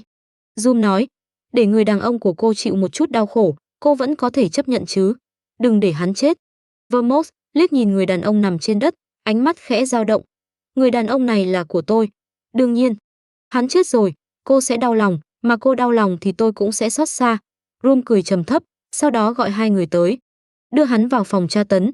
Nói xong, hắn cũng đi theo phía sau bọn họ rời khỏi căn phòng. Vermont cúi đầu đứng nguyên tại chỗ, trong đôi mắt xanh lam là một vùng băng lạnh. Nếu không phải trong kế hoạch của cô vẫn cần đến người này, cô nhất định sẽ giết hắn. Room đáng chết. Gần đây trong tổ chức xảy ra một chuyện chỉ có rất ít người biết. Một khi tin tức bị tiết lộ, chắc chắn sẽ khiến toàn bộ tổ chức chấn động. Gin, sát thủ số 1 vẫn luôn phụ trách thanh trừng những kẻ phản bội tổ chức, đã phản bội. Trong lúc định ám sát boss, Hắn bị Room và Vermouth hợp lực khống chế, sau đó bị giam trong phòng tra tấn, nơi chuyên dùng để trừng phạt và xử lý những thành viên phạm sai lầm. Đúng là một lời nói dối đầy sơ hở. Với thân thủ của người đàn ông đó, nếu không phải cô âm thầm ra tay thì chỉ dựa vào cô và Rom, căn bản không thể khống chế được hắn. Huống hồ, người đàn ông đó tuyệt đối sẽ không phản bội vị tiên sinh kia. Hắn chỉ có thể trung thành với người đó. Trên môi Vermouth vẫn duy trì nụ cười quyến rũ. Không biết đã có bao nhiêu người bị nụ cười khiến người ta mê đắm ấy làm cho thất thần. Cô đẩy cửa phòng tra tấn ra, vừa nhìn đã thấy người đàn ông đang ngồi dưới đất, hai tay bị xích sắt trói chặt. Nửa thân trên của hắn để trần, những vết thương chằng chịt phủ lên phần cơ bắp rắn chắc, đẹp đẽ. Mái tóc dài màu bạch kim rối tung sau lưng, khiến hắn mang một vẻ đẹp đầy nhục nhã, hoàn toàn khác biệt với dáng vẻ thường ngày. Vermouth không nhịn được lấy điện thoại ra, ghi lại hình ảnh hiếm thấy của người đàn ông. Jin ngẩng đầu, qua khe hở giữa phần tóc mái dài, đôi mắt xanh sẫm lóe lên ánh sáng lạnh lẽo, tựa như một con mãnh thú kiêu ngạo, cho dù đã rơi vào cạm bẫy vẫn không chịu khuất phục. Vermouth bước tới, dùng nòng súng đen nhánh nâng cằm người đàn ông lên, nở nụ cười rạng rỡ, dáng vẻ này thật đẹp đấy, Jin. Bị ép bày ra tư thế nhục nhã, Jin siết chặt cánh tay, xích sắt vang lên những tiếng va chạm lạnh lẽo, sắc bén, vọng lại trong căn phòng trống rỗng. Vermouth, giọng người đàn ông cũng lạnh lẽo như tiếng kim loại va vào nhau. Thật sự tức giận rồi sao, Jin? Vermouth đổi sang dùng ngón tay sơn đỏ tươi vuốt ve gương mặt hắn, giọng nói mềm mại, quyến rũ. Ai bảo cậu mê người quá chứ? So với hợp tác với cậu, tôi càng muốn có được cậu hơn. Jin quay mặt đi, muốn tránh xa ngón tay người phụ nữ. Trên gương mặt hắn hiện rõ vẻ chán ghét, tránh xa tôi ra, người phụ nữ ghê tởm. Vermouth vòng tay ra sau Jin, khẽ vuốt ve gáy hắn, nhưng hiện tại, ngay cả sức thoát khỏi tôi cậu cũng không có. Mái tóc dài màu bạch kim trở thành tấm bình phong tự nhiên, ngón trỏ người phụ nữ nhẹ nhàng gõ lên da hắn, không ai phát hiện động tác nhỏ đó, tên kia đã sắp xếp xong tất cả. Cho dù giết được hắn, cậu cũng không thể sống sót. Đọc hiểu thông tin Vermouth truyền đạt, Jin cau mày. Trong mắt người ngoài, vẻ mặt đó chỉ giống như hắn vô tình kéo động vết thương, hắn càng siết chặt cánh tay, xích sắt lại phát ra tiếng va chạm giòn tan, dưới sự che lấp của âm thanh đó, Jin hạ giọng xuống mức thấp nhất, rốt cuộc cô đang giở trò gì? Vermouth cong mắt cười, tôi không quan tâm hắn muốn làm gì. Có được cậu cũng được xem là một cuộc giao dịch không tệ. Đầu ngón tay cô tiếp tục gõ nhẹ, một chuỗi thông tin được truyền đi, Zoom cũng muốn ra tay với tôi, chi bằng cứ thuận theo ý hắn, phối hợp diễn một vở kịch. Cậu tin tôi không? Jin ngước mắt. Đôi mắt xanh lam của người phụ nữ giống như nước biển Bắc băng dương, trong suốt và rõ ràng. Im lặng một lát, Jin quay đầu sang một bên, hiểu được thái độ ngầm đồng ý của người đàn ông. Vermouth cười tủm tỉm đứng dậy, cậu biết không, Jin, là thù lao cho sự hợp tác, Room đã tặng cậu cho tôi. Vừa nói, một khẩu súng lục nữ nhỏ gọn trượt ra khỏi tay áo cô. Vermouth tùy tiện bắn 2 phát, làm đứt xích sắt khóa trên cổ tay Jin. Sau khi người đàn ông đứng lên, cô đưa chiếc áo sơ mi đen trong tay cho hắn. Biết vẫn phải diễn cho trọn vẹn, Jin nhận lấy chiếc áo rồi mặc vào, sau đó lạnh lùng cong môi, gan cô lớn thật đấy, Vermouth. Cô không sợ tôi ra tay với cô ngay bây giờ sao? Ara, tôi không nghĩ một người bị gãy 4 chiếc xương sườn có thể đánh thắng tôi đâu. Vermouth nhướng mày, giơ súng về phía người đàn ông. Ngoan ngoãn đi theo tôi, nếu không tôi sẽ bắn gãy chiếc xương sườn thứ 5 của cậu. Mặc dù ngoài miệng nói vậy, nhưng khi Jin đi ngang qua người cô, trong khoảnh khắc cơ thể hai người lướt qua nhau, một khẩu súng nhỏ đã tránh khỏi tầm giám sát, được nhét vào tay hắn, nòng súng chĩa vào sau eo. Jin bước ra khỏi phòng tra tấn, xung quanh không có bóng người nào. Loại giao dịch bí mật này không thể để quá nhiều người nhìn thấy. Tôi đã bàn với Room, cho tất cả bọn họ rời đi rồi. Vermouth giải thích ngắn gọn, sau đó hạ giọng, đi mau, tôi đã sắp xếp xong. Jin cụp mắt. Một lát sau, hắn bất ngờ giơ tay, theo một tiếng súng vang lên, camera giám sát trong góc lập tức vỡ nát. Đi. Cậu, Vermouth giật mình, sau đó cau mày. Cậu đang làm gì vậy? Muốn dẫn người tới đây sao? Jin chú ý động tĩnh xung quanh, càng hỗn loạn càng dễ rời đi. Được rồi, vậy phải nhanh lên, xe đỗ khá xa. Vermouth thở dài, lựa chọn tin tưởng người đàn ông. Vì bị thương nên hành động của Jin hơi chậm chạp, nhưng tạm thời chưa ảnh hưởng quá lớn. Hắn hẳn vẫn có thể đưa người phụ nữ này ra ngoài. Với trí thông minh của cô, sau khi rời khỏi nơi đây sẽ không khó thoát khỏi sự truy sát. Jin bình tĩnh đánh giá tình trạng cơ thể, không một tiếng động ẩn mình trong màn đêm, chăm chú quan sát những bóng người đang nhanh chóng tụ lại. Đi. Hắn khẽ nói với người phụ nữ phía sau, đồng thời nâng tay, liên tiếp vài tiếng súng vang lên, mấy bóng người lập tức ngã xuống đất. Những kẻ nghe thấy động tĩnh nhanh chóng tập trung về phía này, nhưng trước khi bọn họ tới nơi, hai người đã lặng lẽ rời đi. Sau đó, Jin liên tục thay đổi vị trí, dùng tiếng súng thỉnh thoảng vang lên để quấy nhiễu phán đoán của những kẻ truy đuổi. Khi khung cảnh ngày càng trở nên hỗn loạn, hắn cùng Vermouth thuận lợi thoát khỏi nơi đó. Đến chỗ đỗ xe, Jin đột nhiên dừng bước, đừng quay lại. cơ thể Vermouth cứng đờ, một dự cảm không lành dâng lên trong lòng. Jin liếc hai thi thể ở ghế sau xe đã được cải trang thành hắn và Vermouth, sau đó chuyển ánh mắt sang người phụ nữ đang cau mày nhìn mình. Mau rời đi. Vermouth cắn môi dưới, cậu đi cùng tôi. Nếu không, những việc tôi làm chẳng phải đều trở nên vô ích sao? Cô vẫn chưa hiểu sao? Vermouth. Jin thở dài, cuối cùng vẫn lựa chọn nói cho cô biết. Làm sao tôi có thể không hiểu, rời khỏi đây mới là cách tốt nhất để xử lý tên đó. Hắn dừng lại trong chốc lát rồi nói tiếp, APTX 4869. Zoom đã ép tôi uống loại thuốc đó. Trước khi độc phát, tôi vẫn còn cơ hội giải quyết hắn. Vermouth lập tức cảm thấy toàn thân như rơi xuống hầm băng. Những gì cậu vừa nói là thật sao, Jin? Giọng Vermouth khẽ run lên, hắn nói không sai đâu, Vermouth. Cô thật sự cho rằng ta sẽ yên tâm để Jin còn sống rời khỏi đây sao? Giọng nói đột ngột vang lên khiến Vermouth tức giận nghiến răng, ông đã đồng ý với tôi rồi, Room. Phụ nữ khi rơi vào tình yêu đều chẳng còn lý trí, chuyện này ai mà không biết. Zoom khẽ cười. Làm sao ta có thể hợp tác với một người không còn lý trí chứ? Room, tên khốn này. Vermouth quát lên. Ha ha ha ha, cô cho rằng ta sẽ thả những kẻ đã biết bí mật rời đi sao? Đừng ngây thơ như vậy. Giọng Zoom đột nhiên trở nên tàn nhẫn. Chỉ cần hai người biến mất, sẽ không còn ai biết sự thật, người kia đã không còn nữa. Còn ta sẽ trở thành ngài ấy thực sự. Vì vậy, để hoàn thành kế hoạch của ta, chỉ đành phiền hai người biến mất. Một tiếng súng vang lên. Người đàn ông vừa cười ngông cuồng lập tức phát ra tiếng kêu đau đớn. Câm miệng, chó hoang. Giọng Jin lạnh nhạt vang lên.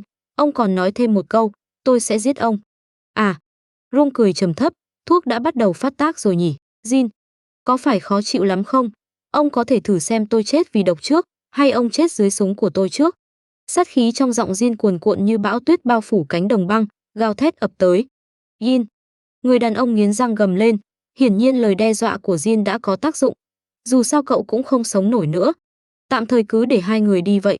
Sau đó, trong bóng tối không còn vang lên bất kỳ động tĩnh nào. Đồ hèn nhát. Jin cười khẩy. Ngay sau đó, hắn đột nhiên loạng choạng, vội đưa tay chống lên xe, hơi thở trở nên gấp gáp. Jin. Vermouth lập tức đỡ lấy hắn. Khi chạm vào da người đàn ông, cô mới phát hiện không biết từ bao giờ, toàn thân hắn đã phủ đầy mồ hôi lạnh. Đi mau. Jin cố gắng chống đỡ cơ thể, thúc giục cô. Vermouth dìu Jin lên xe, sau đó ngồi vào ghế lái, nhanh chóng khởi động, trước hết phải rời khỏi đây. Jin, cậu nhất định phải cố chịu đựng. Jin nhắm mắt, không nói một lời, nhưng đôi mày nhíu chặt, nắm tay siết cứng cùng những thớ cơ căng lên toàn thân, đều cho thấy hắn đang phải chịu đựng nỗi đau dữ dội. Vermouth dùng một tay giữ vô lăng, tay còn lại tìm kiếm thứ gì đó trong ngăn bí mật của xe. Cậu biết không, tôi vẫn luôn rất ghen tị với người phụ nữ tên Miyano Akemi đó. Trong khoang xe im lặng, Vermouth đột nhiên lên tiếng, rõ ràng chỉ là một người hết sức bình thường, nhưng lại có thể nhận được sự chú ý của cậu. Mỗi lần tới Tokyo, cậu đều đến gặp người phụ nữ đó. Tôi muốn biết rốt cuộc cô ta có gì tốt, nên nhân lúc cô ta đi học đã lẻn vào nơi cô ta ở. Kết quả, trong tầng hầm, tôi phát hiện ra một thứ khiến mình vô cùng kinh ngạc. Người phụ nữ đó vậy mà lại đang. Nếu bị tổ chức phát hiện, kết cục của cô ta chắc chắn sẽ rất thê thảm. Còn cậu, người biết rõ hành động của cô ta nhưng vẫn che giấu, cũng sẽ bị tổ chức trừng phạt. Nhưng cứ bỏ qua cho cô ta như vậy, tôi lại không cam lòng. Sau khi rời khỏi đó, tôi mới phát hiện không biết từ lúc nào mình đã tiện tay lấy một ống thuốc thử trên bàn thí nghiệm ộp.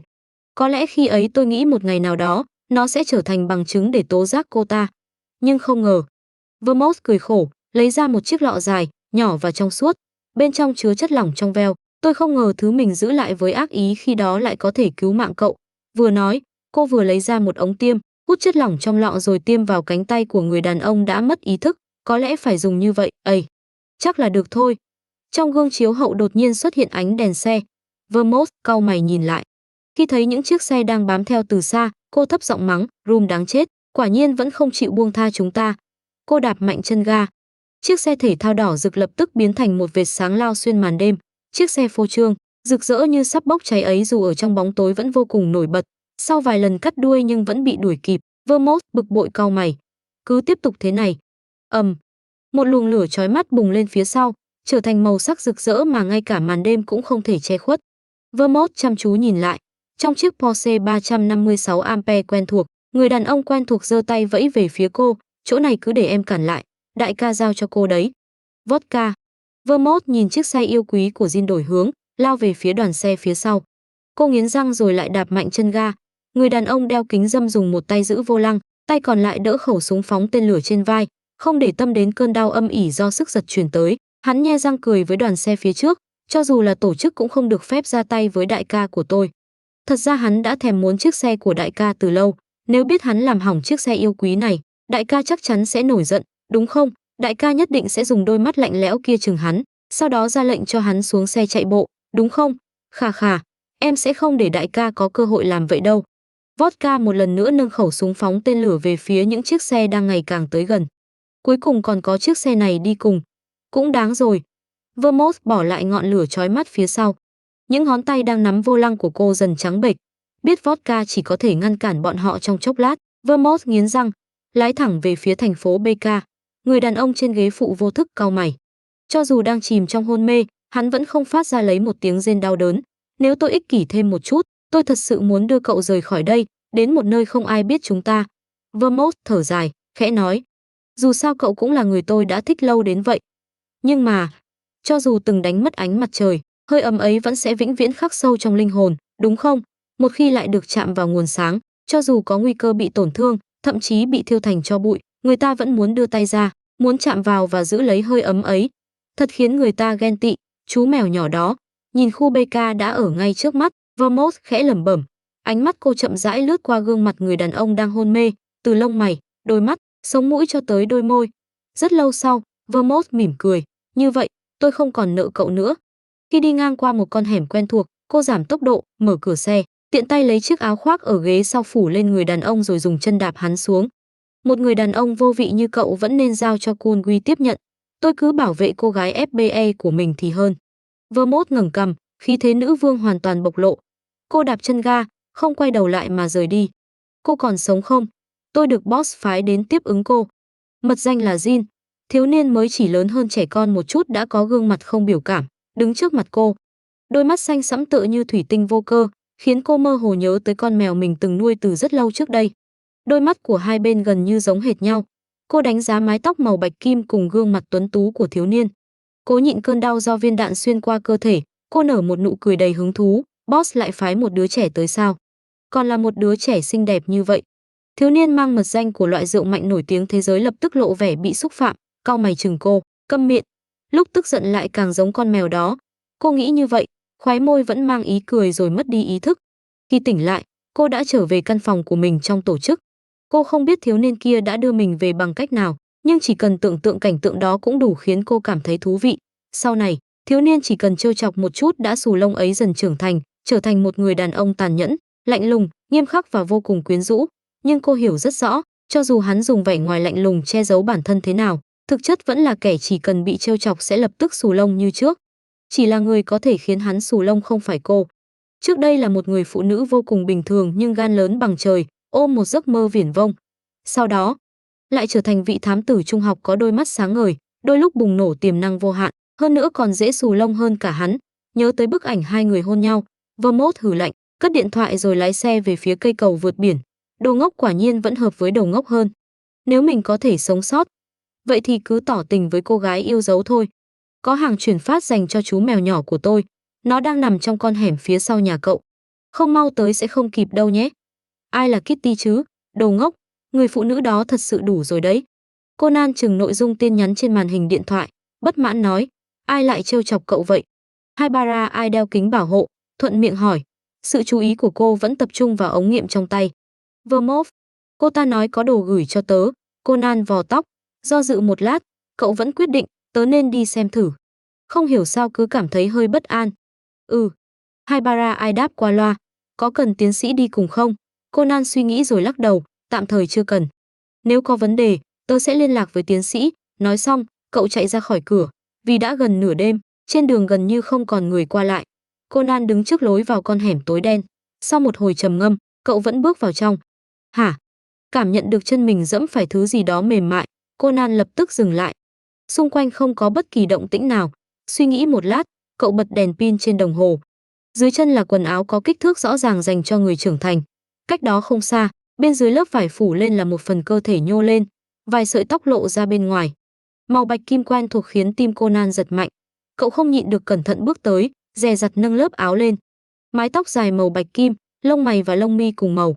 Gương mặt tuy còn non nớt nhưng các đường nét lại vô cùng quen thuộc, cùng bộ quần áo có màu sắc và chất liệu quen mắt đang được nắm trong tay. Cho dù đây chỉ là một đứa trẻ khoảng 7, 8 tuổi, nhưng nhiều sự trùng hợp cùng xuất hiện như vậy đã không thể xem là trùng hợp nữa. Hơn nữa còn có tin nhắn Vermouth vừa gửi. Trái tim lập tức đập nhanh. Trong đầu vị thám tử trung học luôn vô cùng giỏi suy luận xuất hiện một phỏng đoán vô cùng táo bạo, đứa trẻ trước mắt chẳng lẽ là Jin. Conan nghe thấy mình gọi như vậy, Jin biết mình đang nằm mơ. Bởi vì người xuất hiện trước mắt hắn là người phụ nữ đã chết trong hiện thực, Miyano Akemi. Kinon. Người phụ nữ gọi hắn như vậy, đôi mắt xanh lam sáng lấp lánh, trên mặt là nụ cười quen thuộc mà hắn đã rất lâu không được nhìn thấy. Cô vẫn mang dáng vẻ hơn 20 tuổi. Dòng chảy thời gian đã ngừng lại trên người cô. Cũng đúng, dù sao cô đã không còn nữa. Cậu đang nghĩ gì vậy? Hiếm khi mới gặp nhau lần cuối, cậu định cứ ngẩn người như thế sao? Miyano Akemi chống tay lên eo, không vui nhìn hắn. Lần cuối. Sao? Hắn lẩm bẩm, nói như vậy, đây quả thật là lời từ biệt cuối cùng đã tới quá muộn. Khi người phụ nữ này chết, hắn đang làm nhiệm vụ, không có mặt bên cạnh cô. Đến khi hắn trở về, thứ nhìn thấy chỉ là một thi thể đã bị thiêu thành tro. Sinh mệnh từng tươi sáng như vậy đã trở nên xấu xí và lạnh lẽo. Nếu cô nhìn thấy dáng vẻ mình lúc chết, có lẽ vừa ghét bỏ vừa đau lòng. Lâu như vậy không gặp, sao cậu lại trở nên ngốc thế này? Bị ai làm hư rồi sao? Gương mặt trong ký ức đã tiến sát trước mặt hắn, chăm chú quan sát với vẻ tò mò. Tảng Băng nhà chúng ta đã có người mình thích rồi sao? Câm miệng, người phụ nữ nhiều chuyện. Câu nói hắn thường dùng nhất khi hai người còn ở bên nhau lập tức bật ra. Quả nhiên là đang xấu hổ. Miyano Akemi cười híp mắt, Kinon bé nhỏ nhà chúng ta cũng đã trưởng thành rồi. Miyano Akemi. Hắn dùng giọng quát lạnh lùng để che giấu sự bối rối đang dâng lên trong lòng. Nhưng nhìn thế nào cũng giống như bị nói trúng tâm sự nên chột dạ. Cũng vì vậy, tâm trạng nặng nề vẫn luôn quanh quẩn trong lòng hắn đã bất giác tan biến. Được rồi, đừng tức giận. Lâu như vậy rồi mà cậu vẫn không thay đổi. Nụ cười trên mặt Miyano Akemi linh hoạt, tinh nghịch. Uổng công ngày đó cậu còn thích tôi đến vậy.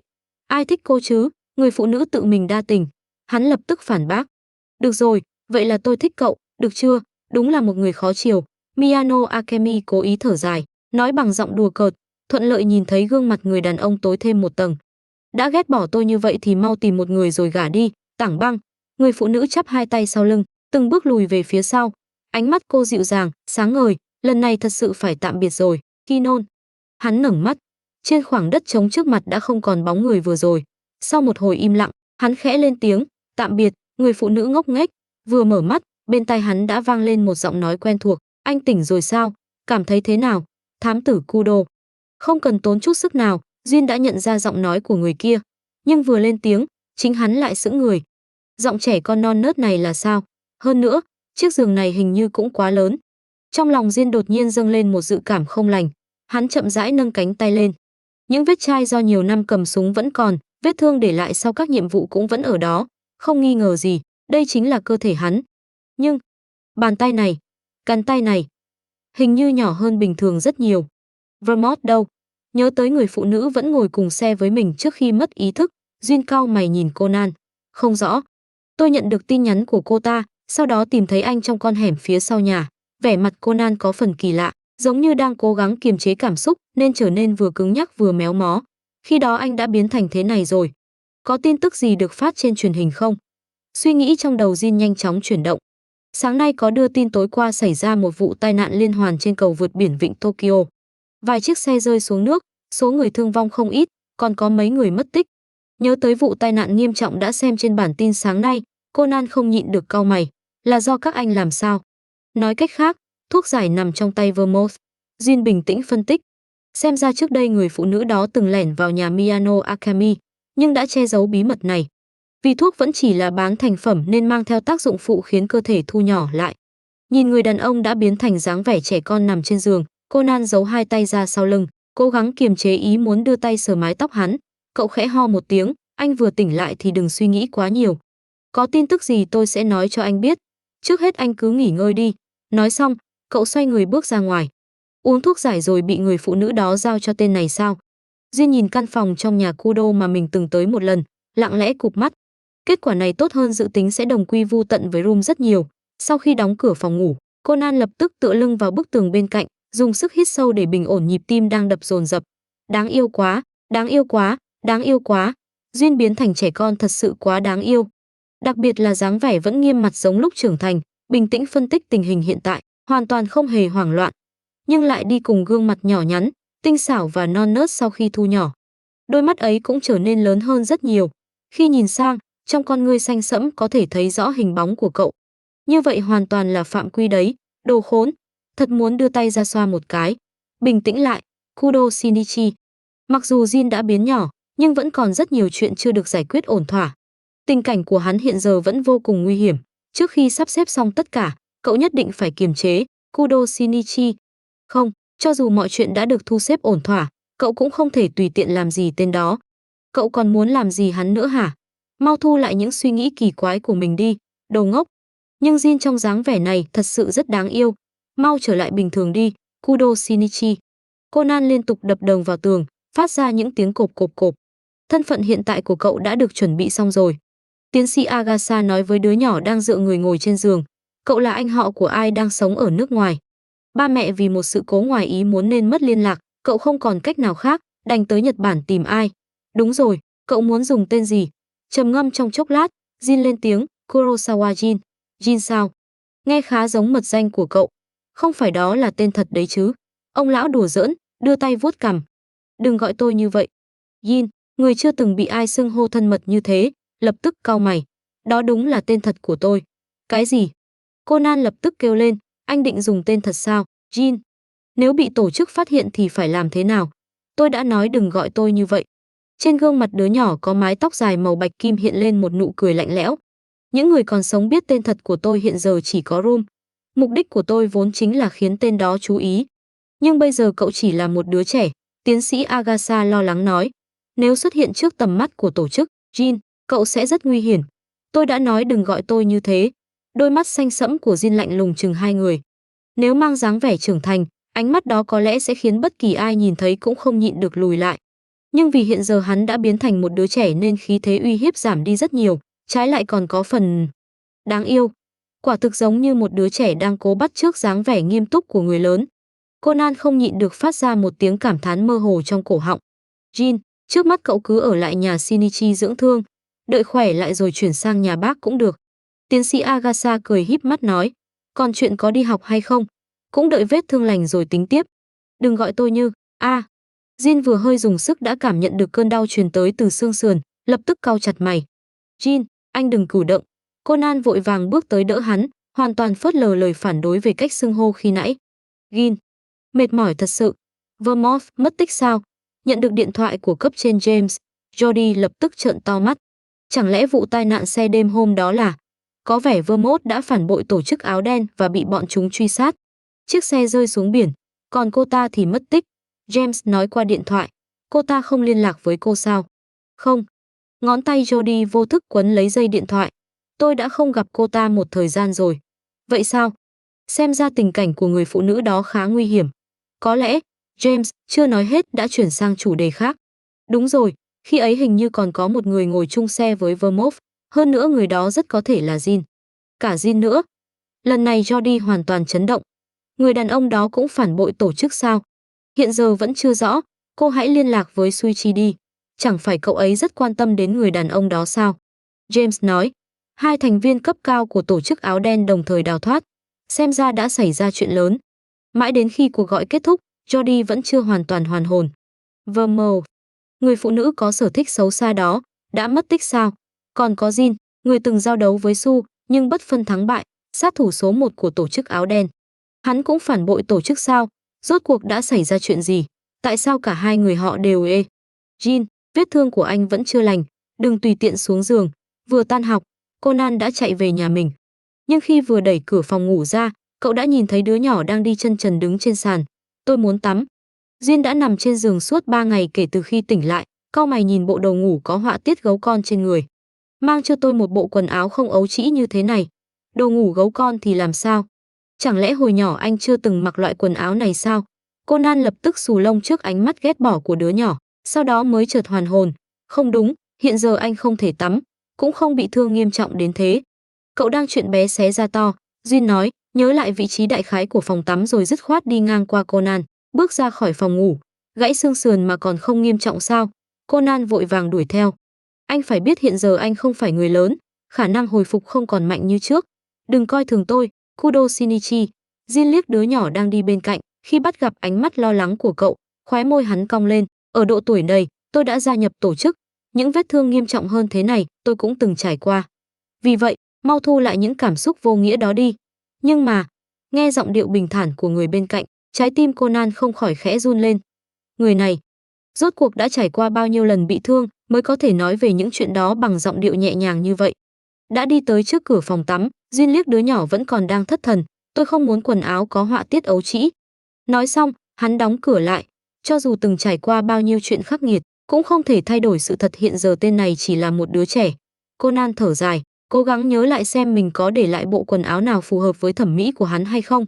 Đối với một sát thủ, đột nhiên biến thành một đứa trẻ yếu ớt, mất đi thân thủ và sức mạnh vẫn luôn khiến bản thân tự hào, chắc hẳn sẽ tạo ra khoảng cách tâm lý rất lớn. Sở dĩ phải dùng từ chắc hẳn là vì nhìn vào ví dụ trước mắt, hoàn toàn không thể nhận ra những cảm xúc tiêu cực như mất mát hay thất vọng. Conan nhìn người chỉ nằm trên giường được một tuần đã nhất quyết không chịu nằm thêm, không nhịn được thở dài. Cậu bước tới, đưa chiếc USB trong tay cho hắn, đây là thứ trước đây anh đã giao cho tôi giữ. Bóng người đang ngồi trước máy tính nhận lấy, tiện tay nhét vào túi, đồng thời đáp qua loa một tiếng. Anh đang làm gì vậy? Nhìn những ký tự nhanh chóng trôi qua trên màn hình, Conan chỉ có thể nhận ra đó không phải tiếng Anh, mà khá giống tiếng Đức, chỉ đang tung ra một vài tin tức. Ngón tay Duyên nhanh chóng lướt trên bàn phím, tạo cho tổ chức một chút phiền phức, khiến tên đó tạm thời không còn thời gian chú ý tới nơi này. Conan chớp mắt, anh chuyển đổi vai trò có phải nhanh quá rồi không? Thứ hàng giả đó không còn tư cách tiếp tục tồn tại. Duyên cười lạnh, người mà tên này trung thành, nói là tổ chức thì không bằng nói là ngài ấy sẽ thích hợp hơn. Giọng Haibara Ai vang lên từ cửa, mang theo ý trào phúng. Cô vẫn còn đeo kính bảo hộ, vừa bước vào vừa nói, nhìn như vậy, anh đúng là một con chó trung thành đấy, Yin. Jin lạnh lùng nhìn sang, tôi sẽ không chấp nhặt với một đứa trẻ vì nghiên cứu không thuận lợi nên đi khắp nơi phun nọc độc. Haibara Ai, người đúng là đang có tâm trạng không tốt vì nghiên cứu rơi vào bế tắc, chừng đứa nhỏ tóc bạch kim. Sao vậy, bị tôi nói trúng rồi. Tâm trạng Jin trở nên khá hơn vì phản ứng của Haibara Ai, lập tức thừa thắng truy kích. Cô không định trốn trong phòng thí nghiệm khóc đấy chứ? Đừng quên thuốc giải của anh vẫn phải dựa vào đứa trẻ hay khóc này mới có thể hoàn thành. Nếu không, anh cũng chỉ là một tên nhóc yếu ớt, bị kim đâm một cái là ngã xuống mà thôi. Haibara Ai nói xong, lấy một chai nước trong tủ lạnh rồi không quay đầu lại, trở về phòng thí nghiệm. Jin hừ lạnh, tiếp tục nhìn vào máy tính trước mặt. Conan tận mắt chứng kiến cuộc chiến không đổ máu giữa hai người, không nhịn được thở dài. Để cả hai cùng sống trong nhà tiến sĩ Agatha. Thật sự không có vấn đề sao? Mấy ngày gần đây, tâm trạng Jin dường như không tốt. Đây là suy đoán của Conan khi nhìn thấy hắn cả ngày đều lạnh mặt, đến hứng thú đấu khẩu với Haibara cũng không có. Nhưng nguyên nhân khiến tâm trạng hắn không tốt là gì? Phía tổ chức đúng như kế hoạch của Jin, vì liên tục bị tập kích nên trở nên hỗn loạn, hoàn toàn không còn tinh lực quan tâm đến nơi này. Cơ thể hắn đang nhanh chóng hồi phục, nghiên cứu thuốc giải của Haibara cũng tiến triển đúng như dự tính. Tất cả đều vô cùng bình thường. Theo lý mà nói, không có thứ gì có thể ảnh hưởng đến tâm trạng của hắn mới đúng. Jin, anh. Suy nghĩ mãi vẫn không tìm ra manh mối, Conan không nhịn được hỏi người mình đang quan tâm. Nhưng khi đối diện với đôi mắt xanh sẫm kia, tất cả lời muốn nói đều bị nuốt ngược trở lại. Cuối cùng cậu chỉ thốt ra một câu, chúng ta cùng đi mua sắm đi. Phớt lờ ánh mắt như đang nhìn kẻ ngốc của đối phương, Conan kéo Jin chạy thẳng đến trung tâm thương mại gần nhà tiến sĩ Agatha nhất. Nhìn dòng người đông đúc, Jin mặc áo hoodie có mũ cùng mũ lưỡi chai, quay sang nhìn đứa nhỏ bên cạnh. Tôi không biết cậu còn có sở thích như vậy. Nghe được sự chế giễu trong giọng đối phương, Conan gãi đầu. Tôi thấy tâm trạng anh có vẻ không tốt, nên muốn giúp anh chuyển sự chú ý. Cũng không cần mua sắm giống phụ nữ như vậy. Mặc dù nói thế, Jin vẫn đi theo sau Conan, cùng cậu bước vào dòng người.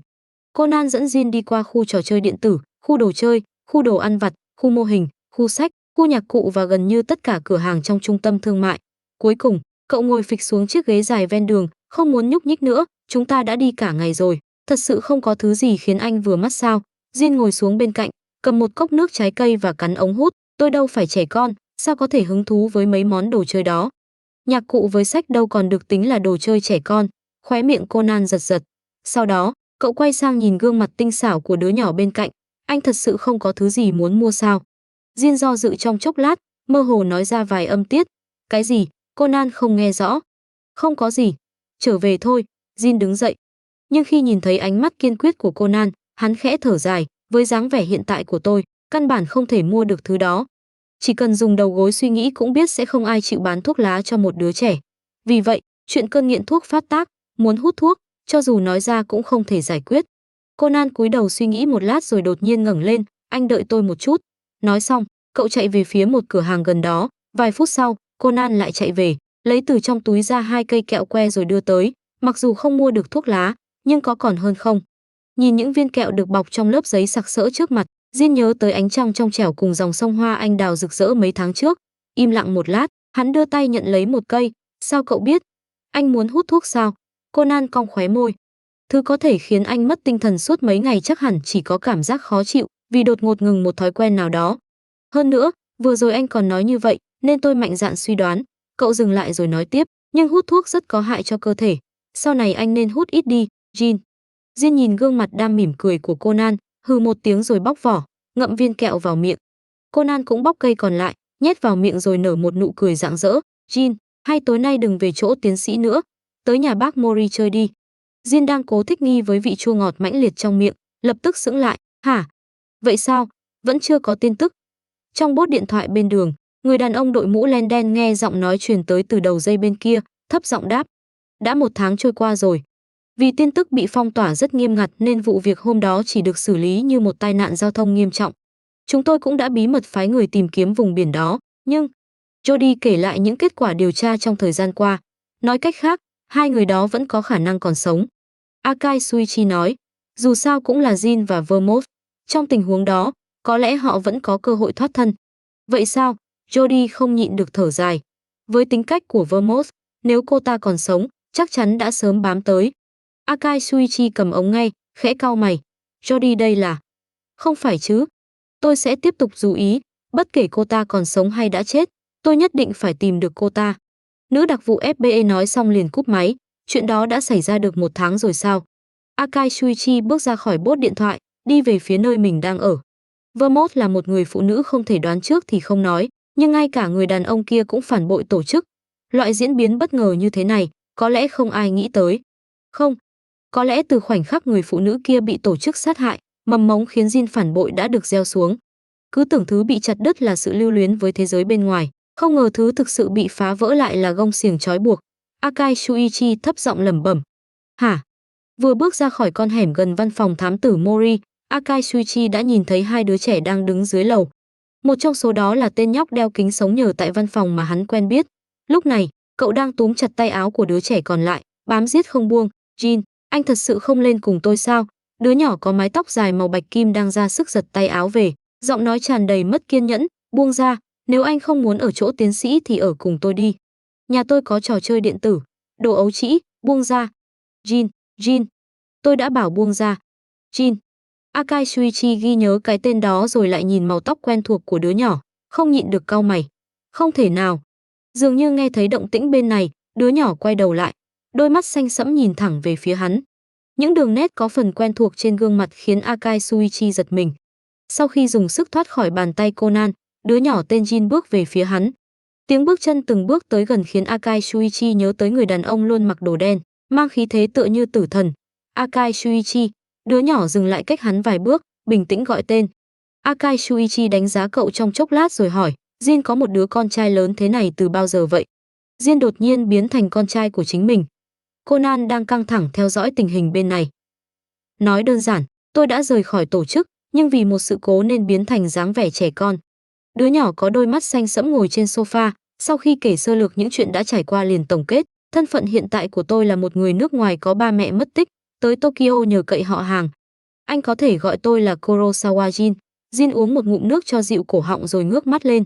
Đúng như dự đoán, kẻ đủ tư cách trở thành đối thủ của hắn đang mang vẻ mặt ngây ra, dường như hoàn toàn không thể tiếp nhận sự thật. Trước đây sao hắn không phát hiện tên này còn có vẻ mặt ngu ngốc đến vậy? Akai-san có lẽ vẫn chưa biết, thật ra thân phận thật của tôi là Kudo Shinichi.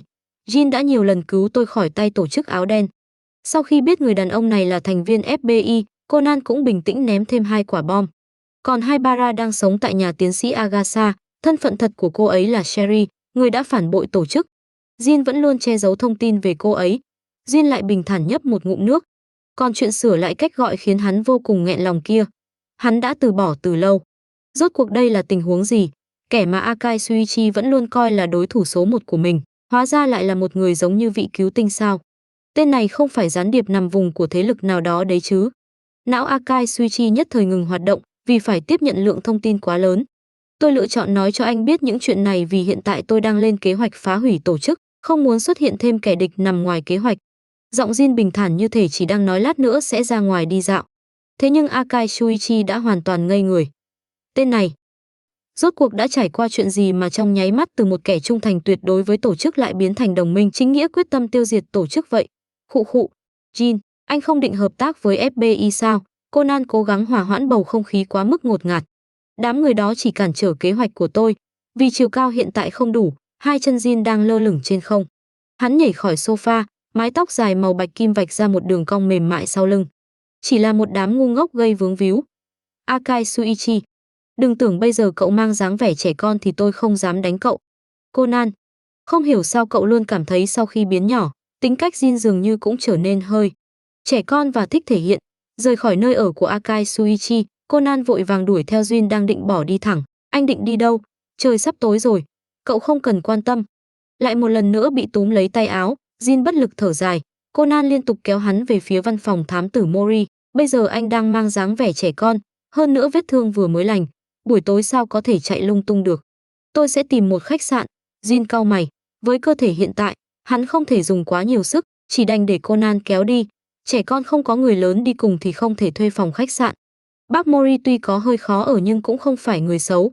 Anh cứ ở tạm nhà bác ấy một đêm, ngày mai bên chỗ tiến sĩ sẽ thu xếp xong.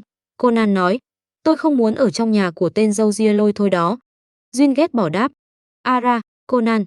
Trong lúc hai người đang giằng co, phía sau đột nhiên vang lên một giọng nữ dịu dàng. Ran vừa tan học trở về, nhìn hai đứa trẻ trước mặt. Em về rồi sao? Còn vị này là Ran Nichan, Jin là người bạn mới của em. Em muốn mời cậu ấy tối nay tới nhà chúng ta ngủ lại, có được không? Conan lập tức nắm lấy cơ hội, nở nụ cười rạng rỡ. Đôi mắt cậu long lanh nhìn thiếu nữ, lại một lần nữa bị Conan làm cho mềm lòng. Gian nhìn rõ dáng vẻ của đứa trẻ bên cạnh cậu, hai mắt lập tức sáng lên. Cô dùng giọng nói dịu dàng đến mức Conan chưa từng nghe thấy hỏi, em là bạn của Conan sao? Có thể nói cho chị biết em tên gì không? Jin khựng lại trong chốc lát rồi mới lên tiếng, Kurosawa Jin. Mong chị giúp đỡ. Vẻ ngoài tinh xảo, đáng yêu kết hợp với giọng điệu và biểu cảm nghiêm túc tạo nên sự tương phản khiến Gian hoàn toàn không thể chống đỡ. Jin muốn tới nhà chị làm khách sao? Chị rất hoan nghênh em. Ran cười híp mắt, đưa tay về phía đứa nhỏ. Nào, chị dẫn em lên nhà. Sát thủ số 11 thời nhìn bàn tay đang đưa tới trước mặt, nhất thời nghẹn lời, gần như không thể duy trì biểu cảm trên mặt. Hắn ngẩng đầu, bắt gặp nụ cười dịu dàng của thiếu nữ. Sau một hồi do dự, hắn chậm rãi đặt tay mình vào tay cô. Đáng chết, tại sao cô ấy phải nhìn hắn bằng vẻ mặt như vậy? Conan bị bỏ lại một bên nhìn bóng lưng hai người, đột nhiên cảm thấy vô cùng nghẹn lòng. Nhóc chính là bạn mới của tên tiểu quỷ này sao? Mori Kogoro cầm lon bia trong tay, rời mắt khỏi chương trình trên TV rồi nhìn sang đứa nhỏ bên cạnh. Để tóc dài như vậy, nhóc là con gái sao? Chân mày Jin khẽ giật, ánh mắt lập tức lạnh xuống, nhận thấy biểu cảm của hắn thay đổi. Conan vội vàng nắm chặt tay Jin, gượng cười với Mori Kogoro. Jin vừa từ nước ngoài trở về. Hơn nữa tóc dài hay ngắn đâu có liên quan đến giới tính. Jin như vậy cũng rất đẹp trai mà. Đúng đấy, ba. Ba nói vậy rất bất lịch sự. Gian cũng lên tiếng phụ họa. Jin quay mặt đi, không muốn nhìn tên thám tử lôi thôi đã cả gan xúc phạm mình. Jin, tôi dẫn anh vào phòng chơi nhé. Trong đó có rất nhiều trò chơi điện tử.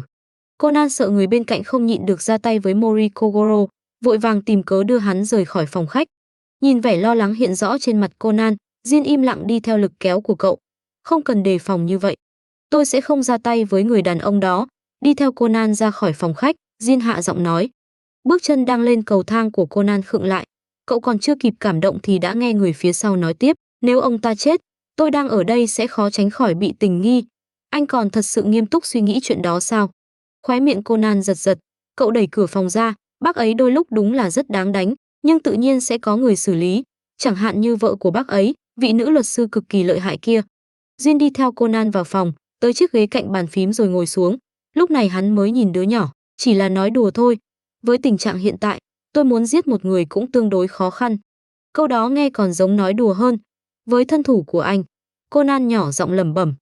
Jin nhận ra cậu vẫn chưa nói hết, chống một tay lên bàn phím, xem ra cậu rất hiểu tôi. Nhưng tôi biết anh sẽ không tùy tiện ra tay. Conan nhìn đứa nhỏ đang chống tay lên bàn phím, nghiêng người dựa vào đó. Bởi vì không đáng để anh động thủ, hơn nữa xử lý hậu quả cũng rất phiền phức. Đôi mắt xanh lam của đứa nhỏ trong veo như đá quý, bộc lộ cảm xúc vô cùng chân thành. Jin nhướng mày, khóe môi cong lên thành một độ cong khó hiểu, chỉ có thể nói, Không hổ là thám tử lừng danh Kudo Shinichi sao? Ánh mắt quả thật rất sắc bén, đôi mắt xanh sẫm đang đối diện với cậu, dường như có sức mạnh nhìn thấu lòng người. Bị ánh mắt đó chăm chú nhìn, Conan cảm thấy hai tay mình càng lúc càng nóng. Conan, Jin, chị vào nhé. Tiếng gõ cửa đột ngột vang lên khiến Conan lập tức hoàn hồn. Cậu liếc nhìn Jin đã nhanh chóng thu lại toàn bộ khí thế, ngoan ngoãn ngồi trên ghế như một đứa trẻ bình thường. Lúc này mới mở cửa, Ranichan, có chuyện gì sao? Chị mang chăn tới cho hai em, đến giờ ngủ rồi, mau đi rửa mặt đi. Ran ôm một bộ chăn bước vào, đặt lên giường rồi nhìn Jin, dáng người hai em gần bằng nhau. Jin mặc đồ ngủ của Conan là được. Yên tâm, chị đã giặt sạch rồi. Em biết rồi. Cảm ơn. Ranichan. Jin do dự trong chốc lát mới gọi ra cách xưng hô đó, biết rõ thân phận thật của hắn. Conan có thể nghe ra tiếng Ranichan kia miễn cưỡng đến mức nào, suýt chút nữa bật cười ngay trước mặt Gian. Đợi Gian rời đi, Conan cuối cùng cũng không nhịn được. Ha ha ha ha. Ranichan, anh thật sự gọi chị ấy là... Ha ha ha ha. Ánh mắt Jin lạnh lùng quét tới, Conan lập tức cố gắng thu lại nụ cười, nhưng vẫn không kiềm chế được những tiếng phụt phụt như khí đang dò ra ngoài. Thấy Jin chậm rãi nheo mắt, Conan vội vàng lấy bộ đồ ngủ ra, tôi đi tắm đây. Nói xong, cậu nhanh chóng chạy ra ngoài. Một giây sau khi cánh cửa đóng lại, tiếng cười lập tức vang lên từ hành lang. Ha ha ha ha. Đứa nhỏ mang thân phận sát thủ nhìn chằm chằm cánh cửa hồi lâu, sau đó mới chậm rãi rời mắt. Đến khi Jin mặc bộ đồ ngủ quen thuộc, để mái tóc ướt bước tới rồi dùng giọng điệu bình thản như đang nói ngày mai trời sẽ nắng để bảo rằng xem ra phải ngủ chung, Conan mới muộn màng nhận ra một sự thật, hai người phải ngủ chung một giường. Đặc biệt, người sẽ chia sẻ chiếc giường với cậu còn là đối tượng mà cậu nghi ngờ mình đã rung động. Đúng là một tin tức. Vừa kinh ngạc vừa vui mừng. Nghĩ vậy, Conan nhìn người đang bước tới bên giường. Khi thấy mái tóc dài của hắn vẫn còn đọng hơi nước, cậu lập tức kêu lên, sao anh không lau khô tóc? Như vậy sẽ bị cảm đấy. Động tác của Jin khựng lại, hắn khẽ cau mày, cũng đúng. Sức đề kháng của trẻ con tương đối yếu, Conan nghẹn lời, suy nghĩ kỹ lại, tên này đúng là không có thói quen lau tóc sau khi tắm. Cậu nhảy khỏi giường, lấy một chiếc khăn sạch rồi ra hiệu cho Jin ngồi xuống, bản thân quỳ phía sau hắn, phủ khăn lên đầu người đàn ông. Thật ra chỉ là anh lời lau thôi, đúng không? Jin mặc cho Conan xoa khăn trên đầu mình. Giọng hắn vang lên mơ hồ dưới lớp vải, chuyện này cũng bị cậu phát hiện rồi. Khóe miệng Conan giật giật. Cậu tiếp tục lau mái tóc dài tựa như xương bạc đông lại của Jin, cảm giác mát lạnh có thể truyền qua cả lớp khăn, giống như đang nâng ánh trăng trong tay. Cảnh tượng này, dường như trước đây đã từng xảy ra. Vị thám tử trung học có trí nhớ cực tốt lập tức nhớ tới lần mình mất trí nhớ. Khi đó, người đàn ông đang nấu ăn, còn cậu đứng phía sau nghịch mái tóc của hắn. Mặc dù Haibara đã dùng lời nói dối để tạo ra ký ức giả cho cậu, nhưng lúc ấy tại sao người này lại không ngăn cản hành động đó? Hơn nữa, thân là một sát thủ, hắn lại yên tâm quay lưng về phía cậu. Đây đã là lần thứ hai. Vậy cậu có thể cho rằng, thật ra người này cũng có một chút quan tâm đến cậu không? Conan không nhịn được mạnh dạn suy đoán. Trái tim trong lồng ngực bên trái bắt đầu đập nhanh dữ dội. Ồn quá, tiếng tim của tên phía sau đập thình thịch, dù muốn cũng không thể phớt lờ. Bên dưới chiếc khăn, đôi mắt xanh sẫm gợn lên một vòng sóng nhẹ. Jin khẽ nhắm mắt, che giấu ý cười nhàn nhạt trong đáy mắt. Hai đứa trẻ, hai bộ chăn, một chiếc giường. Nhìn thế nào cũng giống cảnh hai người bạn thân ngủ chung một giường, vừa nằm vừa vui vẻ trò chuyện. Nhưng nội dung cuộc trò chuyện của họ hoàn toàn không phải những chuyện như lại ra trò chơi mới rồi, hay hôm nay bạn nữ nào trong lớp nói chuyện với tớ, mà lại là, tôi không ngờ anh thật sự phản bội tổ chức. Ban đầu tôi không định phản bội, tôi chỉ muốn giải quyết Zoom thôi. Haibara nói anh đã cho cô ấy biết Zoom giấu tất cả mọi người, thay thế vị trí của ngài ấy, nắm quyền lực cao nhất, sau đó anh định đi giết hắn. Đúng là như vậy, có gì không ổn sao? Như thế đâu còn được tính là phản bội nữa, căn bản là tạo phản rồi còn gì. Nếu người phụ nữ Vermont đó không xen vào chuyện của tôi, Room đã chết rồi. Bất kể nói thế nào, đây tuyệt đối không phải nội dung mà trẻ con bình thường sẽ thảo luận. Nhưng cả hai người họ đều không phải trẻ con bình thường. Conan quay đầu. Trong bóng tối, cậu chỉ có thể mơ hồ nhìn thấy đường nét của người nằm bên cạnh. Thật ra anh nên cảm ơn người phụ nữ đó mới đúng. Nếu cô ấy không bí mật giữ lại thuốc giải, bây giờ anh đã chết rồi. Chính vì cô ta nên tôi mới phải uống loại thuốc đó. Jin cau mày. Người phụ nữ ấy hoàn toàn phá hỏng kế hoạch của tôi, kết quả Zoom cũng chưa được giải quyết. Nhưng Jin... Conan xoay người, nằm nghiêng đối diện với hắn, gọi mật danh của người đàn ông. Kế hoạch ban đầu của anh là gì? Giết Room. Jin trả lời ngắn gọn. Conan cau mày, sau đó thì sao? Sau khi giết hắn thì thế nào? Jin im lặng. Anh căn bản chưa từng nghĩ đến chuyện sau đó, đúng không? Một lúc lâu sau, Conan khẽ nói, sau khi giết hắn, tổ chức sẽ thế nào, còn anh sẽ làm gì? Anh chưa từng nghĩ tới, đúng không? Bởi vì ngay từ đầu, anh đã không định quay trở về. Người đàn ông này đã quyết tâm không còn đường lui, ôm ý định phải chết mà tới đó. Vì vậy, thứ hắn gọi là kế hoạch căn bản không thể xem là một kế hoạch. Cùng lắm chỉ là một mục tiêu rõ ràng, cho nên hắn mới đẩy vodka, người vẫn luôn đi theo mình, ra xa. Cho nên dù đã uống loại thuốc đó, hắn vẫn cố gắng yểm hộ để Vermont có thể chạy thoát an toàn. Cho nên trước khi quay lại tổ chức, hắn mới gọi cậu ra ngoài, giao thứ quan trọng cho cậu, đồng thời nhắc nhở cậu không được tiếp tục sơ suất, giống như đang để lại di ngôn. Đừng suy nghĩ lung tung. Chẳng phải người phụ nữ đó đã ngăn cản kế hoạch của tôi sao? Giọng Jin vẫn bình thản như thường lệ, nhưng lúc này đã biến thành chất giọng non nớt của trẻ con. Đó chính là bằng chứng hắn từng suýt chết, cuối cùng phải dùng loại thuốc giải có tác dụng phụ. Nhưng chỉ cần nghĩ tới chuyện anh hoàn toàn không định quay về. Conan lẩm bẩm. Tôi đại khái đã hiểu mục đích Vermont làm như vậy. Không muốn nhìn thấy dáng vẻ sa sút của người bên cạnh. Jin lên tiếng. Cho dù boss không còn, tổ chức cũng không phải thứ có thể dễ dàng phá hủy. Chuyển vào bóng tối quả thật thuận tiện hơn tiếp tục ở ngoài sáng. Vậy sau này anh định làm gì? Conan nhìn đường nét mơ hồ trong bóng tối. Trước tiên sống với thân phận Kurosawa Jin, âm thầm theo dõi động thái của tổ chức. Đợi Sherry chế tạo ra thuốc giải hoàn chỉnh, tôi có thể bắt đầu chuẩn bị hành động. Jin bình tĩnh phân tích. Vẫn định giết Zoom sao? Không chỉ hắn, Jin nói. Một tổ chức không còn boss đã không thể xem là tổ chức nữa. Thứ bị một kẻ giả mạo điều khiển như vậy, cứ phá hủy hoàn toàn là được. Đúng là quá trẻ con rồi. Conan cạn lời. Jin, anh thật sự không cảm thấy từ khi biến thành trẻ con, tính cách của mình cũng có gì đó không ổn sao? Câm miệng. Conan không nhịn được bật cười, mặc dù có hơi trẻ con, nhưng anh cũng dễ ở chung hơn trước. Nếu là anh trước đây, chắc chắn đã ném tôi ra ngoài rồi. Tôi đã bảo cậu câm miệng. Hay cậu muốn thử xem với cơ thể hiện tại, tôi có thể ném cậu ra ngoài hay không? Được rồi, tôi không nói nữa. Jin, ngủ ngon. Hừ. Khi Conan tỉnh lại, thứ đầu tiên cậu nhìn thấy là gương mặt đang ngủ yên của đứa nhỏ bên cạnh. Mái tóc dài màu bạch kim trải đầy trên gối, hàng mi màu bạc phủ xuống một lớp bóng nhạt, hơi thở đều đặn, gương mặt bình yên, trông giống như một thiên thần. Tên này, dù trưởng thành hay biến thành trẻ con cũng đều đẹp như vậy sao? Đúng là khiến người khác ghen tị, đồ khốn. Conan có phần ai oán nhìn gương mặt đang ngủ của hắn hồi lâu, đột nhiên nhớ tới giấc mơ trước đây do tác dụng phụ của loại thuốc Haibara chế tạo. Cảnh tượng lúc này gần như tái hiện hoàn toàn giấc mơ đó, chỉ khác rằng trong mơ, cả hai đều là người lớn, còn hiện tại họ lại là hai đứa trẻ, nhưng ánh mắt thì vô cùng giống nhau, sâu thẳm và bình tĩnh, tựa như mặt hồ mùa xuân. Hả? Khi hoàn hồn, Conan mới phát hiện Jin không biết đã mở mắt từ lúc nào, đang im lặng nhìn mình. Bị bắt quả tang đang nhìn trộm, Conan chỉ có thể gượng cười, xê cái đó. Chào buổi sáng. Thu hết vẻ mặt ngây ra hiếm thấy của vị thám tử thông minh vào mắt, Jin lại nhắm mắt, đã là trẻ con thì ngủ nướng thêm một lát cũng không sao, đúng không? Hả? Conan sững người trong chốc lát mới phản ứng, do dự một hồi rồi dứt khoát nằm xuống lần nữa. Dáng vẻ Jin ngủ nướng đúng là đáng yêu quá mức. Được tận mắt nhìn thấy cảnh hiếm có này, cả người Conan lâng lâng. Đúng là ngốc. Cảm nhận được hơi thở không hề ổn định của đứa nhỏ bên cạnh, khóe môi Jin khẽ cong lên thành một độ cong cực nhỏ. Chào buổi sáng, Conan, Jin. Cho dù ngủ nướng cũng không thể lãng phí cả buổi sáng, vì vậy hai người không nằm thêm quá lâu đã rời khỏi phòng. Ran đang bưng thức ăn lên bàn, nhìn thấy hai đứa trẻ bước ra, cô cười híp mắt chào hỏi. Chào buổi sáng, Rani-chan. Conan đã sớm quen với việc đóng vai trẻ con, vì vậy chào hỏi vô cùng tự nhiên. Chào buổi sáng, Jin cũng đáp lại. Thái độ ôn hòa của hắn khiến Conan không nhịn được liếc sang. Tối qua Jin ngủ có quen không? Ran thật sự rất thích đứa trẻ tinh xảo này, vui vẻ hỏi.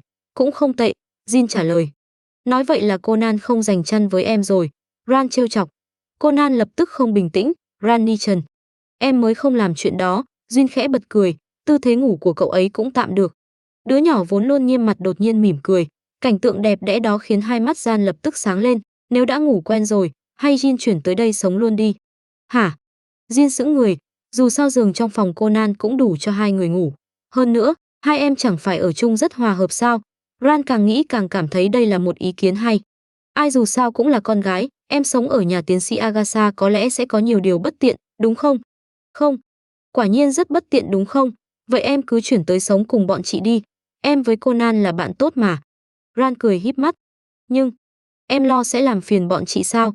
Chuyện đó hoàn toàn không cần lo. Chị rất hoan nghênh Jin. Còn về phía ba, em yên tâm, chị sẽ thuyết phục ông ấy.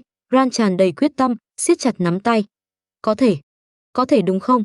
Tốt quá, em đồng ý rồi. Ran lập tức vui vẻ nói, chị sẽ đi nói với ba ngay. Lát nữa chỉ cần tới nhà tiến sĩ lấy đồ của em về là được. hai em cứ ăn sáng trước đi, chị đi gọi ba. Nói xong, cô lập tức chạy về phía phòng Mori Kogoro. Này, nhìn bóng lưng thiếu nữ nhanh chóng biến mất, Jin không chút biểu cảm quay sang Conan. Cậu không có gì muốn nói sao? Conan suy nghĩ một lát. À, hoan nghênh anh. Thôi bỏ đi. Một lát sau, tiếng gào của Mori Kogoro truyền ra từ trong phòng. Cái gì? Một tên nhóc đã đủ phiền rồi. Con còn muốn ba nuôi thêm một tên nữa sao? Ngay sau đó là giọng Ran. Ba không đồng ý sao? Đương nhiên là không. Loại nhóc còn phiền phức đó. Giọng người đàn ông trung niên bị một tiếng động lớn cắt ngang. Ngay sau đó, giọng Ran lại vang lên. Ba, tủ đầu giường của ba nên thay cái mới rồi. Chất lượng cái này tệ quá. Jin, tôi muốn trở về. Conan, anh cảm thấy mình còn về được sao? Jin im lặng đưa tay đỡ trán. Vài phút sau, Ran vỗ hai tay, cười híp mắt bước ra khỏi phòng. Jin, ba chị rất vui lòng để em chuyển tới đây ở. Ba còn nói sẽ lập tức giúp em chuyển đồ tới. Hả? Sao hai em vẫn chưa đi ăn sáng? Bọn em đi ngay đây. Conan lập tức kéo Jin chạy về phía bàn ăn. Thế là sau Edogawa Conan, đứa trẻ mang tên Kurosawa Jin cũng chính thức chuyển vào văn phòng thám tử Mori. Để chúc mừng chuyện này, Mori Kogoro còn đặc biệt thay một chiếc tủ đầu giường mới. Trải nghiệm trò chơi thực tế ảo sao? Trong nhà tiến sĩ Agasa, Conan đang ngồi trên sofa lập tức ngẩng đầu lên khi nghe tiến sĩ nhắc tới chuyện đó. Thứ Bảy tuần này, tức tối ngày kia, tại tòa thị chính Baika sẽ tổ chức buổi ra mắt trò chơi thực tế ảo. Khi đó còn có phần cho khách mời trực tiếp trải nghiệm trò chơi toàn phần. Thế nào, các cháu có muốn tới xem không? Tiến sĩ Agasa cười híp mắt đề nghị. Thật ra cháu không hứng thú lắm. Conan uể oải tựa vào sofa, vừa uống nước trái cây vừa hỏi. Jin, anh có muốn đi không? Đứa nhỏ đang ngồi trước máy tính bên cạnh không thèm quay đầu. Không đi. Đừng như vậy chứ. Hai đứa. Tiến sĩ Agasa cười khổ nhìn hai người hoàn toàn không nể mặt mình. Trò chơi này có ba cháu và bác cùng tham gia thiết kế đấy. Shinichi. Hơn nữa, bác cũng cảm thấy đã đến lúc giới thiệu mấy đứa trẻ kia cho Jin làm quen. Đây chẳng phải là cơ hội rất tốt sao? Ba cháu cũng tham gia thiết kế sao? Lần này Conan thật sự có hứng thú hơn. Jin, hay chúng ta tới xem thử đi. Không có hứng thú, Jin không chút lưu tình từ chối. Anh đang xem gì vậy? Thấy đứa nhỏ vẫn chăm chú nhìn màn hình máy tính, Conan tò mò hỏi. Chỉ đang thu thập một vài tin tức, ngón tay Jin nhanh chóng lướt trên bàn phím. Thi thể của tôi và Vermouth đã được tìm thấy. Mặc dù hiểu hắn đang nói gì, Conan vẫn hơi không biết nên tiếp lời thế nào trước cách diễn đạt thẳng thừng đó. Cậu đành đổi cách nói, hai thi thể thế thân của các anh đã được tìm thấy sao? Đội tìm kiếm trên biển phát hiện ra. Thi thể đã không còn nhận dạng được, chỉ có thể lấy DNA để đối chiếu. Jin lật xem tài liệu. Nhưng với sự chuẩn bị của người phụ nữ kia, tổ chức sẽ chỉ cho rằng Vermouth và Jin đã chết. Jin hài lòng đóng cửa sổ tài liệu trước mặt. Nói vậy, bây giờ anh và Vermouth đã an toàn rồi sao? Conan hỏi. Còn Vermouth vẫn còn sống. Người phụ nữ đó sẽ không dễ dàng chết như vậy. Jin tắt máy tính, nhảy khỏi ghế rồi đi tới ngồi xuống chiếc sofa đối diện Conan. Vậy ngày kia chúng ta cứ đi thư giãn một chút đi. Dù sao hiện giờ Jin cũng tạm thời không còn gặp nguy hiểm nữa. Thấy chủ đề đã đi quá xa, tiến sĩ Agasa vội vàng kéo lại. Hai người cứ chiều theo ý tiến sĩ đi. Nếu không, sau khi hai người về, người bị bác ấy làm phiền cũng chỉ có tôi. Không biết Haibara ai đã bước ra khỏi tầng hầm từ lúc nào. Lần này cô lại đứng về phía tiến sĩ Agasa. À, còn ai nữa, đến lúc đó chúng ta cùng đi. Tiến sĩ Agasa vội vàng bổ sung. Tớ không, cậu cũng phải đi. Jin còn chưa nói hết đã bị Haibara ai ngắt lời. Nếu hiện giờ đã mang dáng vẻ trẻ con, ít nhất cậu cũng nên thử trải nghiệm cuộc sống của một đứa trẻ. Rõ ràng chỉ là một đứa nhóc nhưng lúc nào cũng dùng giọng điệu và tư thái của người lớn. Cậu không cảm thấy rất không phù hợp sao? Nói mới nhớ, cậu là người không có tư cách nói câu đó nhất thì phải. Khóe miệng Conan giật giật, chen lời, cho nên tớ cũng sẽ đi. Haibara ai bình thản đáp. Jin nhướng mày, thật ra là cô muốn đi nhưng lại ngại thừa nhận nên mới kéo chúng tôi đi cùng, đúng không? Haibara ai khoanh hai tay trước ngực, tôi chỉ tốt bụng dẫn cậu bước vào thế giới tuổi thơ, tránh cho tới lúc đó cậu luống cuống trốn trong góc thôi. Jin cười lạnh, vậy sao? Tôi chỉ sợ người trốn đi khóc một mình lại là cô. Haibara ai nheo mắt, thú vị đấy, muốn thi đấu không? Jin hất cằm, vô cùng sẵn lòng. Ngay sau đó, cả hai đồng thời quay đầu nhìn Conan, cậu cũng đi. Bị hai đôi mắt lạnh lùng nhìn chằm chằm, Conan lập tức thỏa hiệp, đương nhiên là tôi sẽ đi. Mặc dù không hiểu vì sao chuyện lại tiến triển thuận lợi đến thế, nhưng tiến sĩ Agasa vẫn vui mừng nhếch miệng cười, lấy từ trong túi ra 3 chiếc huy hiệu, đây là thứ bác và Yusaku rất vất vả mới lấy được. Có chúng, các cháu đều có thể trải nghiệm kén, chính là trò chơi thực tế ảo toàn phần đó. Oa, cậu là người nước ngoài đúng không? Tóc đẹp quá, là màu bạch kim này. Ayumi nhìn đứa nhỏ đứng bên cạnh Haibara ai và Conan, Hai mắt lập tức sáng lên vì phấn khích. Cả mắt cũng là màu xanh sẫm, Genta cũng hào hứng ghé sát tới, cậu đừng để tâm nhé, hai người họ chỉ hơi nhiệt tình quá thôi. Mitsuhiko ra sức dùng hai tay ngăn mỗi người một bên. Cậu tên gì vậy? Là người thân của Haibara sao? Phiền quá, Jin lạnh mặt, hoàn toàn không muốn để ý tới mấy đứa trẻ ồn ào trước mặt. Đây là Kurosawa Jin, anh họ của ai, gần đây mới từ nước ngoài trở về. Conan gãi đầu, tính cách Jin hơi lạnh nhạt, các cậu thông cảm nhé. Tớ cũng có thể gọi cậu là Jin giống Conan không? Ayumi cẩn thận bước lên vài bước, nhỏ giọng hỏi.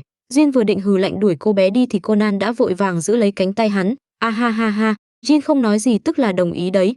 Nhưng Jin không thích nơi quá ồn ào, tớ dẫn cậu ấy ra chỗ khác hóng gió một lát. Nói xong, cậu kéo Jin rời đi. Haibara ai nhìn mấy đứa trẻ có phần thất vọng, lên tiếng an ủi, không cần lo. Jin chỉ hơi sợ người lạ thôi, quen nhau rồi sẽ ổn. Kể từ khi lập lời thách đấu với Jin, hai người đã nhìn nhau không vừa mắt. Haibara ai càng không bỏ qua bất kỳ cơ hội nào để bôi nhọ hắn. Ở phía bên kia, Conan kéo Jin tới bên cửa sổ.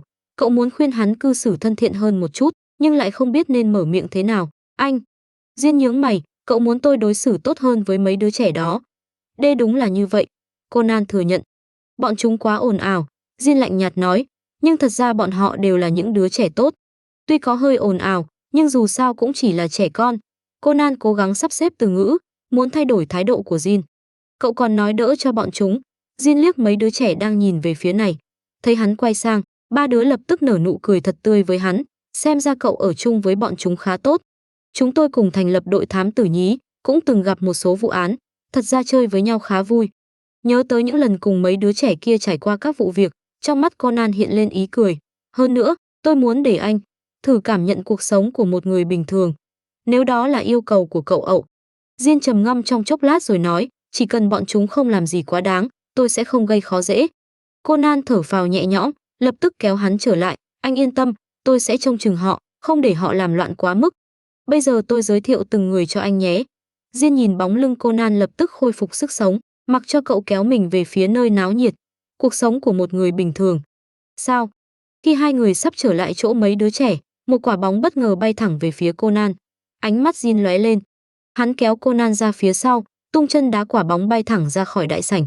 A, bóng của tôi, một cậu bé mặc bộ vest đỏ chỉnh tề chạy tới. Thấy quả bóng đã bay ra ngoài cửa, cậu ta tức giận chỉ vào hai người, hai đứa mau đi nhặt bóng về cho tôi. Jin hừ lạnh, ánh mắt nhìn cậu bé mang theo vẻ khinh thường. Ông nội tôi là phó tổng giám sở cảnh sát. Đứa trẻ ngẩng đầu, cao ngạo tuyên bố, cẩn thận tôi bảo ông nội bắt hai đứa nhốt vào tù. Đúng vậy, mau đi nhặt bóng về cho chúng tôi. Còn phải xin lỗi nữa, các người không phải những người có thể đắc tội đâu. Ba đứa trẻ khác mặc âu phục chỉnh tề cũng chạy tới. Vẻ ngang ngược giữa hai đầu mày vừa nhìn đã biết là những thiếu gia nhà giàu được nuông chiều.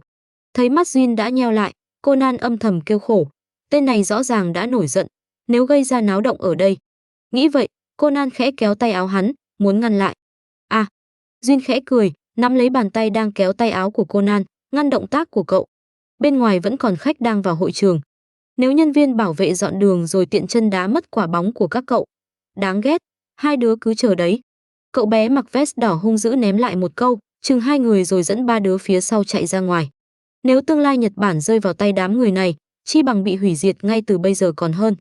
Jin nhìn bóng lưng bốn đứa trẻ rời đi, lạnh lùng hừ một tiếng rồi buông tay Conan ra. Tôi còn tưởng anh sẽ y. Trên tay vẫn còn lưu lại hơi ấm của người kia, Conan cảm thấy vành tay hơi nóng lên, cố giữ bình tĩnh. Tôi chưa muốn lên trang nhất báo ngày mai vì đánh con nhà quyền quý. Jin nói xong liền quay sang Conan, giọng điệu bất mãn, vừa rồi sao không tránh, cậu muốn bị quả bóng đập ngốc sao? Tôi không nhìn thấy mà. Conan nhỏ giọng đáp, hơn nữa, anh đã kéo tôi ra rồi. Đừng hiểu lầm, tôi không cố ý cứu cậu, quả bóng đó chỉ vừa hay cản đường tôi thôi. Jin nói xong liền quay người bước đi. Các thành viên đội thám tử nhí đã chứng kiến toàn bộ sự việc lập tức vây tới, từng người đều sáng mắt nhìn Jin. Cú đá vừa rồi của Jin lợi hại quá. Jin vừa rồi đẹp trai thật đấy. Biểu cảm của mấy thiếu gia kia buồn cười quá. Jin làm tốt lắm. Nhìn Jin bị ba đứa trẻ vây quanh, rõ ràng mất kiên nhẫn nhưng không thể phát tác, chỉ đành lạnh mặt đứng đó. Khóe môi Conan không nhịn được cong lên. Kiểu người như Jin hiện giờ khá được yêu thích đấy. Cảm giác bị lạnh nhạt thế nào, đại thám tử? Haibara ai đi tới bên cạnh cậu, trêu chọc. Conan liếc cô một cái, thấy đối phương không xù lông như dự đoán. Haibara ai đảo mắt, ghé sát tai cậu, hạ giọng hỏi, vậy cảm giác được anh hùng cứu mỹ nhân thế nào? Xê cái gì chứ? Mặt Conan lập tức đỏ bừng, cậu thẹn quá hóa giận, thấp giọng kêu lên, có thời gian nghĩ mấy chuyện linh tinh như vậy, chi bằng cậu suy nghĩ xem lát nữa phải làm thế nào để thắng tên đó đi, chuyện đó không cần cậu nhắc, tớ sẽ thắng. Haibara ai hừ lạnh, khí thế nữ vương hoàn toàn lộ rõ, vậy thì, tất cả những người lần đầu trải nghiệm kén, trò chơi bắt đầu nhé. Theo giọng nói vang lên bên tai mỗi người, 5 cánh cửa xuất hiện trước mặt họ. Giọng nói vẫn tiếp tục, bây giờ tôi sẽ phát hình ảnh giới thiệu về 5 bối cảnh trò chơi. Thật khó tưởng tượng tất cả mọi người ở đây chỉ là hình chiếu ý thức. Haibara ai thấp giọng nói, chỉ cần ngồi vào khoang trò chơi, đeo thiết bị truyền sóng não là có thể bước vào thế giới này. Trí tuệ nhân tạo thuyền noa quả thật rất lợi hại. Nói đến đây, cô quay sang nhìn 3 đứa trẻ đang tụ tập bên cạnh, nhưng nói đi cũng phải nói lại, sao các cậu cũng vào được đây? Genta nhếch miệng cười, các cậu đều tới được, tại sao bọn tớ lại không? Đúng vậy, chỉ cần mượn vài chiếc huy hiệu là được. Ayumi cũng nói, bọn tớ có nghiêm túc nói cảm ơn. Mitsuhiko hơi ngượng ngùng đáp. Chuyện bọn họ vừa đe dọa vừa dụ dỗ, còn dùng nắm đấm của Genta để lấy được huy hiệu khiến lương tâm cậu bé hơi cắn rứt. Haibara ai thở dài. Ở một bên khác, Jin nhìn Conan từ khi bước vào trò chơi đã luôn im lặng, liền hỏi, có chuyện gì sao? Vừa rồi ba tôi nói nhà thiết kế trò chơi này đã bị sát hại, nhưng trong trò chơi có thể tìm được manh mối về hung thủ. Conan hạ giọng, vì vậy, tôi nhất định phải vào bối cảnh London cổ để tìm ra hung thủ. Vậy tôi cũng chọn bối cảnh đó, Jin nói. Hả? Conan sững người. Tôi còn tưởng bối cảnh cướp biển Viking sẽ hợp với anh hơn. Chẳng phải thuyền no vừa nói đây là trò chơi liên quan đến tính mạng sao? Dù sao so với cướp biển, Jack the Ripper vẫn ít nguy hiểm hơn một chút. Jin nhìn Conan, đối diện với đôi mắt trong veo của cậu. Hơn nữa, tôi cũng muốn được chứng kiến phong thái của Holmes thời 2C. Nhìn đôi mắt xanh sẫm đó, tâm trạng vốn hơi bất an của Conan lập tức bình tĩnh lại. Trên mặt cậu hiện lên một nụ cười tự tin, tôi sẽ không khiến anh thất vọng. Cái gì chứ? Đám trẻ thường dân cũng được vào trò chơi sao? Một giọng nói kiêu ngạo vang lên phía sau. Cậu bé mặc vest đỏ trong hội trường khi nãy dẫn theo 3 người còn lại bước tới. Jin. Conan lập tức kéo cánh tay Jin. Hiện giờ vẫn chưa bước vào trò chơi. Tôi sẽ không làm gì chúng. Jin hạ giọng. Nói như vậy có nghĩa là sau khi vào trò chơi, anh sẽ ra tay sao? Conan cảm thấy đau đầu. Bọn họ chỉ là trẻ con. Vì là trẻ con nên có quyền được dung túng sao? Jin cười lạnh, đi trước về phía cánh cửa dẫn tới London cổ. Yên tâm, tôi sẽ không giết chúng. Nghe thế tôi càng không thể yên tâm được. London hơn 100 năm trước quanh năm bị sương khói bao phủ. Ban đêm, ngay cả ánh đèn đường cũng chỉ có thể tỏa ra thứ ánh sáng mờ nhạt, miễn cưỡng soi rõ mặt đường. Trong không khí lẫn một mùi khó chịu khiến Jin không nhịn được cau mày, môi trường thật tệ. Trong không khí có rất nhiều bụi và tạp chất sinh ra do đốt than đá cùng dầu mỏ. Conan giải thích, trẻ thường dân mà cũng biết nhiều như vậy sao? Tôi còn tưởng các người chỉ biết chơi bùn thôi chứ. Giọng nói quen thuộc lại vang lên, nhìn mấy cậu ấm do đứa trẻ mặc vest đỏ dẫn đầu đang đi tới, chân mày Conan khẽ giật. Nguy rồi, nếu không muốn tôi đánh gãy răng thì câm miệng. Jin lạnh lùng nói, cậu dám sao? Một trong những thiếu gia bước lên. Jin chậm rãi ngước mắt, trong đôi mắt xanh sẫm lóe lên ánh sáng lạnh lẽo, muốn thử không? Vừa dứt lời, khí thế thuộc về một sát thủ hàng đầu khẽ lộ ra vài phần. Mấy cậu thiếu gia đồng loạt lùi về phía sau một bước. Jin. Conan lo lắng gọi, tôi chỉ cảnh cáo chúng thôi, trẻ con phạm sai lầm có thể được tha thứ, nhưng số lần được tha thứ cũng có giới hạn. Jin nói xong liền xoay người đi về phía Conan và mọi người. May quá. Conan thở phào nhẹ nhõm. À, Jack the Ripper. Gần đó đột nhiên vang lên một tiếng hét thất thanh. Mọi người giật mình. Conan lập tức nhớ tới bối cảnh trò chơi, vội vàng chạy theo hướng phát ra âm thanh. Khi cả nhóm tới nơi, họ chỉ kịp nhìn thấy một bóng đen biến mất trong màn đêm. Conan tức giận siết chặt nắm tay, đáng ghét. Có người đang tới, trốn đi trước. Jin nghiêng tai lắng nghe rồi nói. Mọi người vừa kịp trốn vào con hẻm bên cạnh thì cảnh sát đã vội vàng chạy tới. Sau khi kiểm tra thi thể, một cảnh sát nói với đồng nghiệp, lập tức liên lạc với thanh tra Lestrade. Thanh tra Lestrade. Conan sững người. Chẳng phải đây là... Xem ra trò chơi này đã kết hợp hiện thực với nội dung tiểu thuyết. Haibara ai nói. Như vậy, người đó cũng sẽ xuất hiện. Nghĩ tới biểu tượng trí tuệ của cả một thời đại, đôi mắt Conan lập tức sáng lên. Nhìn biểu cảm trầm ngâm của Jin, Haibara ai nhướng mày, cậu quyết định rồi sao? Chẳng phải muốn thi đấu à? Vậy thì xem ai tìm được hung thủ trước. Jin hất cằm. 2 người. Conan nhìn Haibara ai rồi lại nhìn Jin. Cậu luôn cảm thấy khi hai người đối diện, trong không khí gần như có tia lửa bắn ra. Jin thu ánh mắt, xoay người đi về phía xa. Vậy tạm thời tách ra. Ngài thám tử, khoan đã, Jin. Các cậu đi tìm Holmes, còn tôi sẽ đi tìm người kia. Jin hơi nghiêng mặt, trên gương mặt non nớt, khóe môi lại cong lên thành một độ cong thuộc về bóng tối, như vậy sẽ nhanh hơn. đúng không? Jin đi một mình thật sự không sao chứ? Nhìn bóng đứa nhỏ dần biến mất trong màn đêm, Ayumi lo lắng hỏi. Yên tâm đi. Tên đó rất lợi hại. Conan nói, cho dù hiện giờ Jin đang mang dáng vẻ trẻ con, cậu vẫn tin tưởng thân thủ của hắn. Được rồi, chúng ta cũng đi thôi. Haibara ai nói xong liền bước đi trước. Nếu hắn đi tìm cái bóng của tội ác, chúng ta sẽ đi tìm ánh sáng của thời đại. Là Holmes sao? Tuyệt quá. Nghĩ tới việc sắp được gặp thần tượng trong lòng, các thành viên đội thám tử nhí lập tức phấn khích, không chút do dự đi theo Haibara ai. Cậu đúng là tràn đầy nhiệt huyết, Haibara. Conan thở dài, nhanh chóng đi vài bước để sóng vai với cô, tớ còn tưởng cậu sẽ ngăn tên đó. Haibara ai liếc mấy đứa trẻ phía sau rồi hạ giọng, rõ ràng biết hắn định đi gặp ai. Moriarty, kẻ thù định mệnh của Holmes. Đương nhiên tớ biết. Conan cũng hạ giọng trả lời. Tớ tin tên đó sẽ không sao. Ồ, nhanh như vậy đã giao phó lòng tin rồi sao? Trong giọng nói bình thản của Haibara ai mang theo một chút trêu chọc. Nói là giao phó lòng tin thì không bằng nói tớ hiểu cách làm của tên đó. Conan liếc Haibara ai. Người thuộc về thế giới bóng tối đương nhiên sẽ dễ dàng tiếp cận sự thật thông qua thế giới bóng tối hơn. Nếu hắn đi cùng chúng ta tìm Holmes, tớ mới cảm thấy kinh ngạc. Nhìn vẻ hơi bất ngờ của Haibara ai, Conan cảm thấy cuối cùng mình cũng gỡ lại được một ván, không nhịn được đùa. Nếu tên đó thật sự gặp Holmes, có khi còn nảy ra ý định giết ông ấy. Thật ra hai người rất có thể sẽ giống Holmes và Moriarty, trở thành những đối thủ định mệnh. Haibara ai nhướng mày. Nhưng hiện giờ thì... Conan hừ một tiếng, lập tức chuyển chủ đề, mau đi thôi, chẳng phải cậu muốn thắng tên đó sao? Nhìn vành tai hơi ửng đỏ của đứa nhỏ, trong mắt Haibara ai thoáng hiện ý cười, nhưng chỉ một giây sau đã nhanh chóng biến mất. Chuyện nào ra chuyện đó. Trò chơi này, cô tuyệt đối sẽ không thua. Cứ chờ đến lúc cô giành chiến thắng rồi đứng bên cạnh ghen tị mà cắn khăn tay đi. Jin. Hắt xì, đứa nhỏ tóc bạch kim đột nhiên cảm thấy ngứa mũi. Jin ngồi xổm xuống, lấy khẩu súng của viên cảnh sát đã bất tỉnh vì bị tập kích, sau đó ghét bỏ bĩu môi. Đồ cổ chỉ chứa được 6 viên đạn, chẳng thuận tay chút nào. Hắn bắt đầu nhớ khẩu Beretta của mình. Jin dắt súng ra sau eo, liếc tấm biển số nhà gần đó rồi thấp giọng nói, Lestrade sao? Trong nhà một cảnh sát Scotland Yard, hẳn phải có đủ đạn chứ. Vậy tiếp theo, trước tiên hắn cần tới thăm vị thanh tra kia, lấy thông tin về Moriarty, sau đó tiện thể kiếm thêm một ít đạn.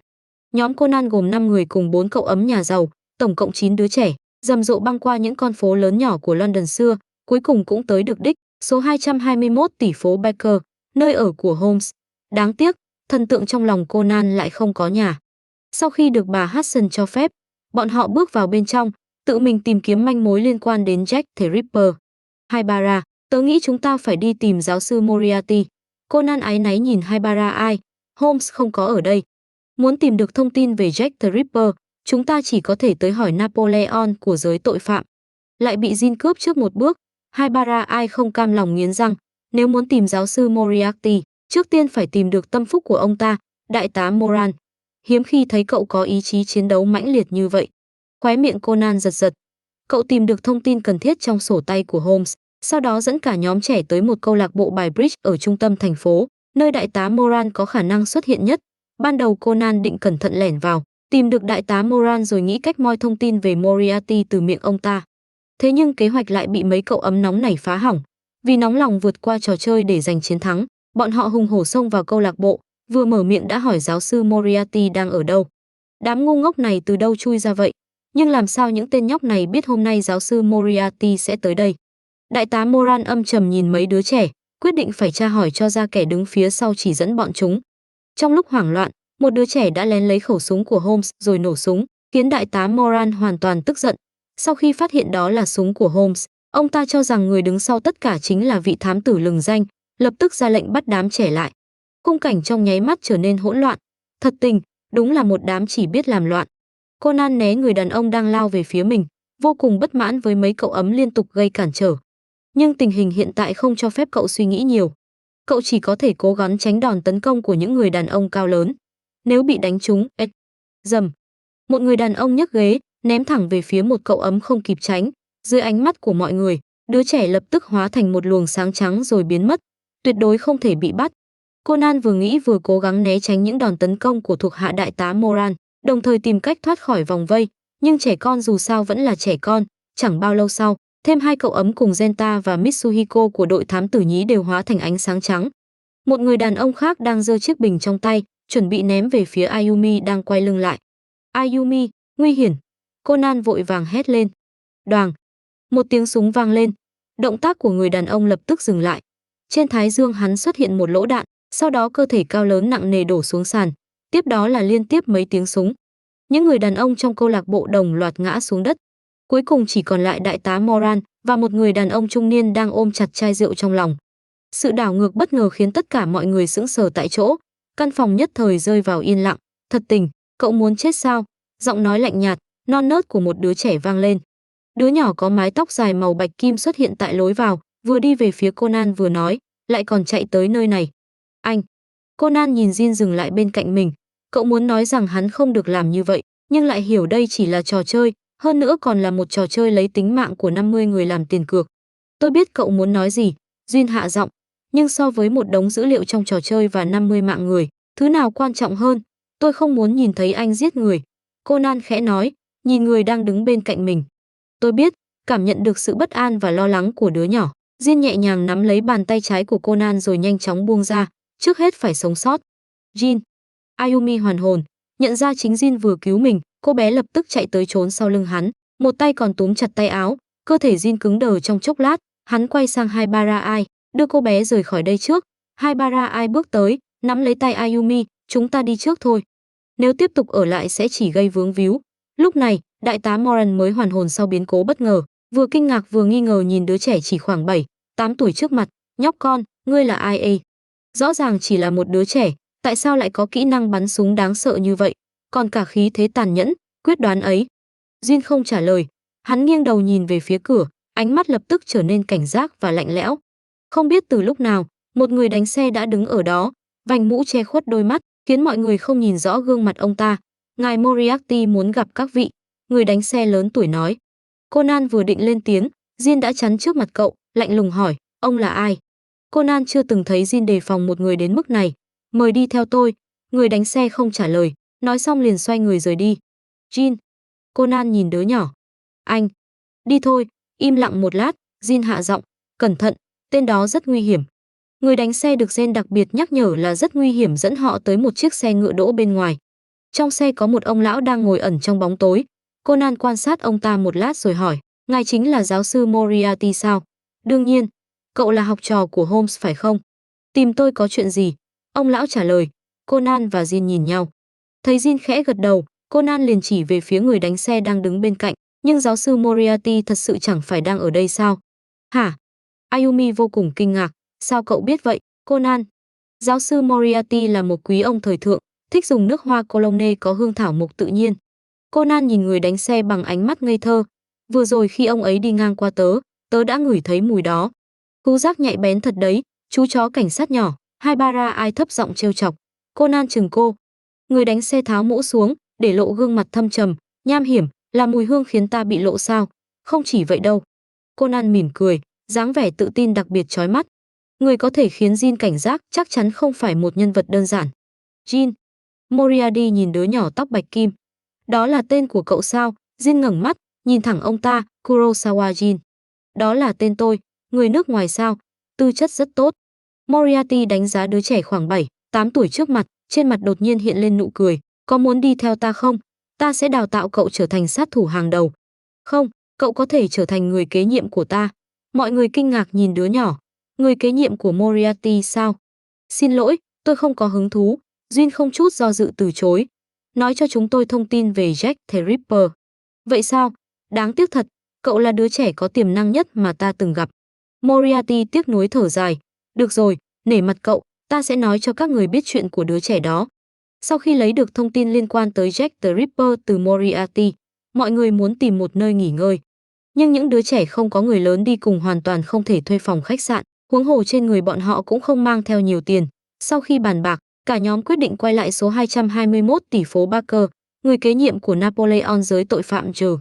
Haibara Ai đi bên cạnh Jin, hạ giọng nói, ngay cả Moriarty cũng đặc biệt coi trọng cậu, đúng là không hổ danh Jin. Jin liếc cô, tôi không muốn đi cùng một kẻ nói chuyện đầy mùi châm chọc. Haibara Ai, người đang khó chịu vì lại bị Jin cướp trước một bước.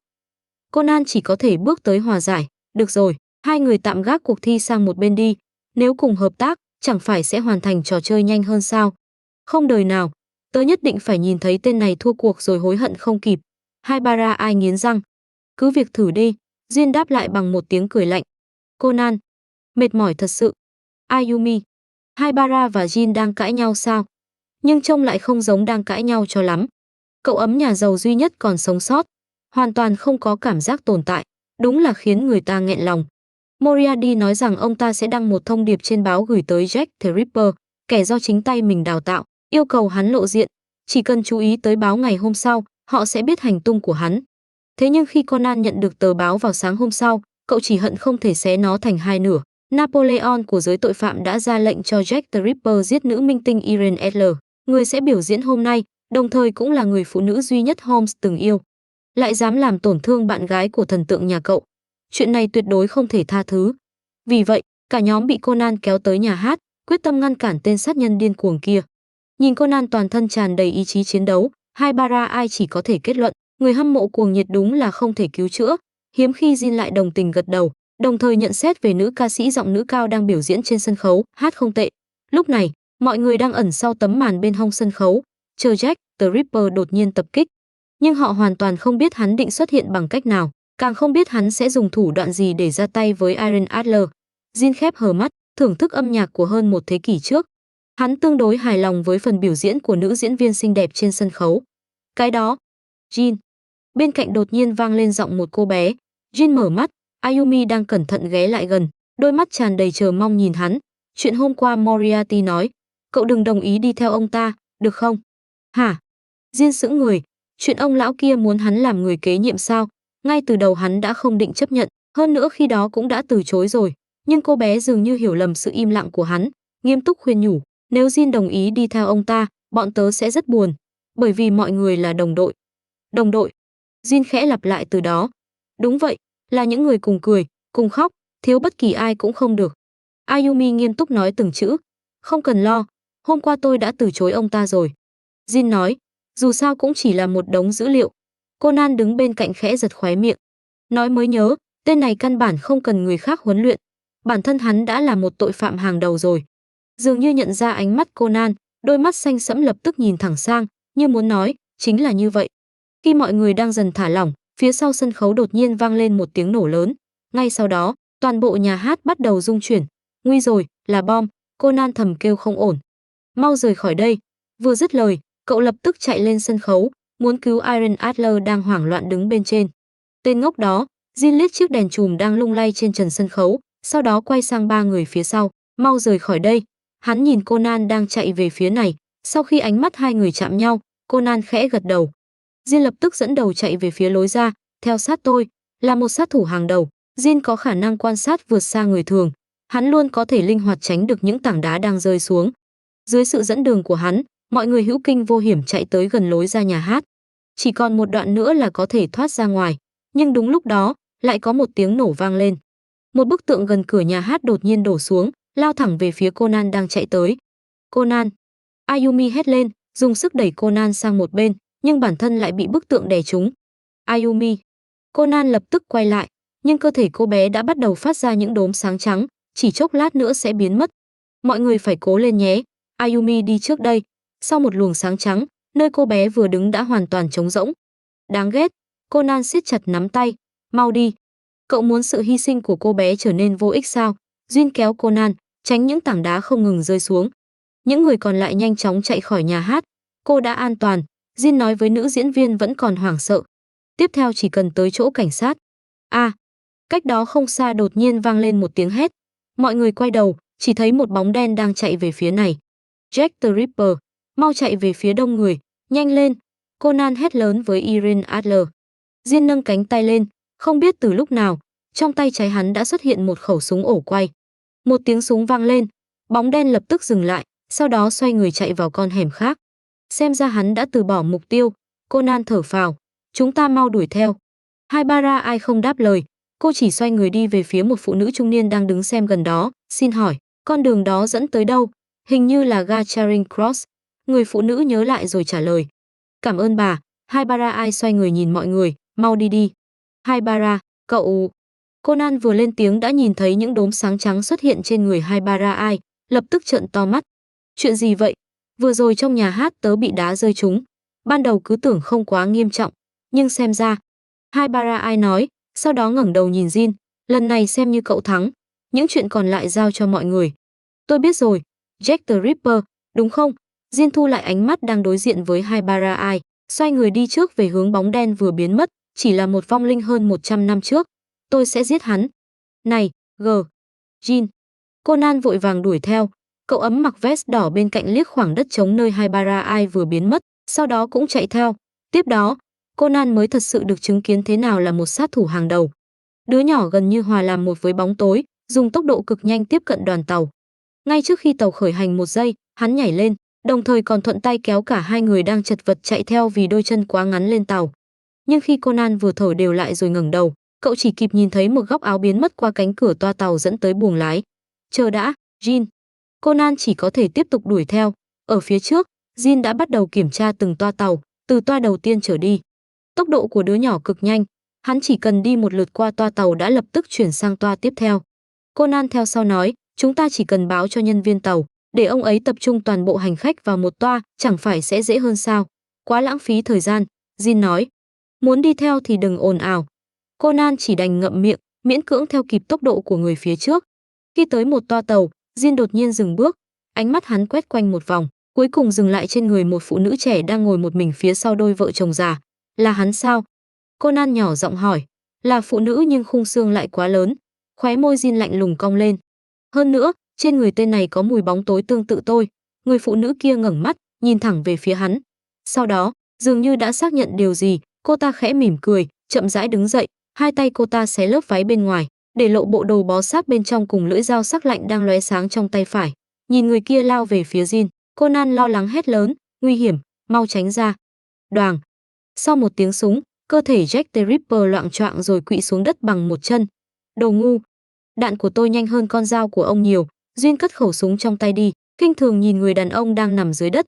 Nếu ông cầm dao lao thẳng tới, tôi còn khó tránh hơn một chút. Đáng tiếc, ông lại lựa chọn cởi quần áo trước. Đúng là ngu hết thuốc chữa. Ngài sát nhân hàng loạt bị bắn vào chân. Conan vừa hét khản cả cổ, nhưng hóa ra chẳng có tác dụng gì. Yên tâm, tôi chỉ bắn gãy một chân của hắn thôi. Jin quay sang Conan, chỉ cần đợi tàu vào ga rồi giao hắn cho. Đột nhiên, Jin cau mày. Này, Conan, mọi người biến mất rồi. Conan quay đầu quan sát xung quanh, cũng lập tức nhíu mày. Không đợi Jin nói thêm, cậu đã chạy sang các toa tàu khác. Một lát sau, cậu quay trở lại với vẻ mặt nghiêm trọng, không chỉ hành khách, tên nhóc mặc vest đỏ cũng biến mất. Hơn nữa, hệ thống phanh của đoàn tàu đã bị phá hỏng. Bây giờ tàu đang tăng tốc, chưa đầy 5 phút nữa sẽ lao vào ga. Nói cách khác, trên cả đoàn tàu chỉ còn lại cậu, tôi và tên này. Chân mày Jin càng cau chặt, ba người có lẽ vẫn đủ sức tách toa tàu này khỏi đầu máy. Nghe lời Jin nói, Jack the Ripper đang nằm dưới đất đột nhiên rút con dao găm cắm trên đùi, dứt khoát đâm thẳng vào tim mình. Ta sẽ không để các ngươi đạt được mục đích. Nói xong, hắn nở nụ cười dữ tợn, đầy khoái ý rồi tắt thở. Tính sai rồi, Jin nhìn thi thể dưới đất, khẽ thở dài. Conan. Đột nhiên tôi cảm thấy hắn đáng thương thật đấy.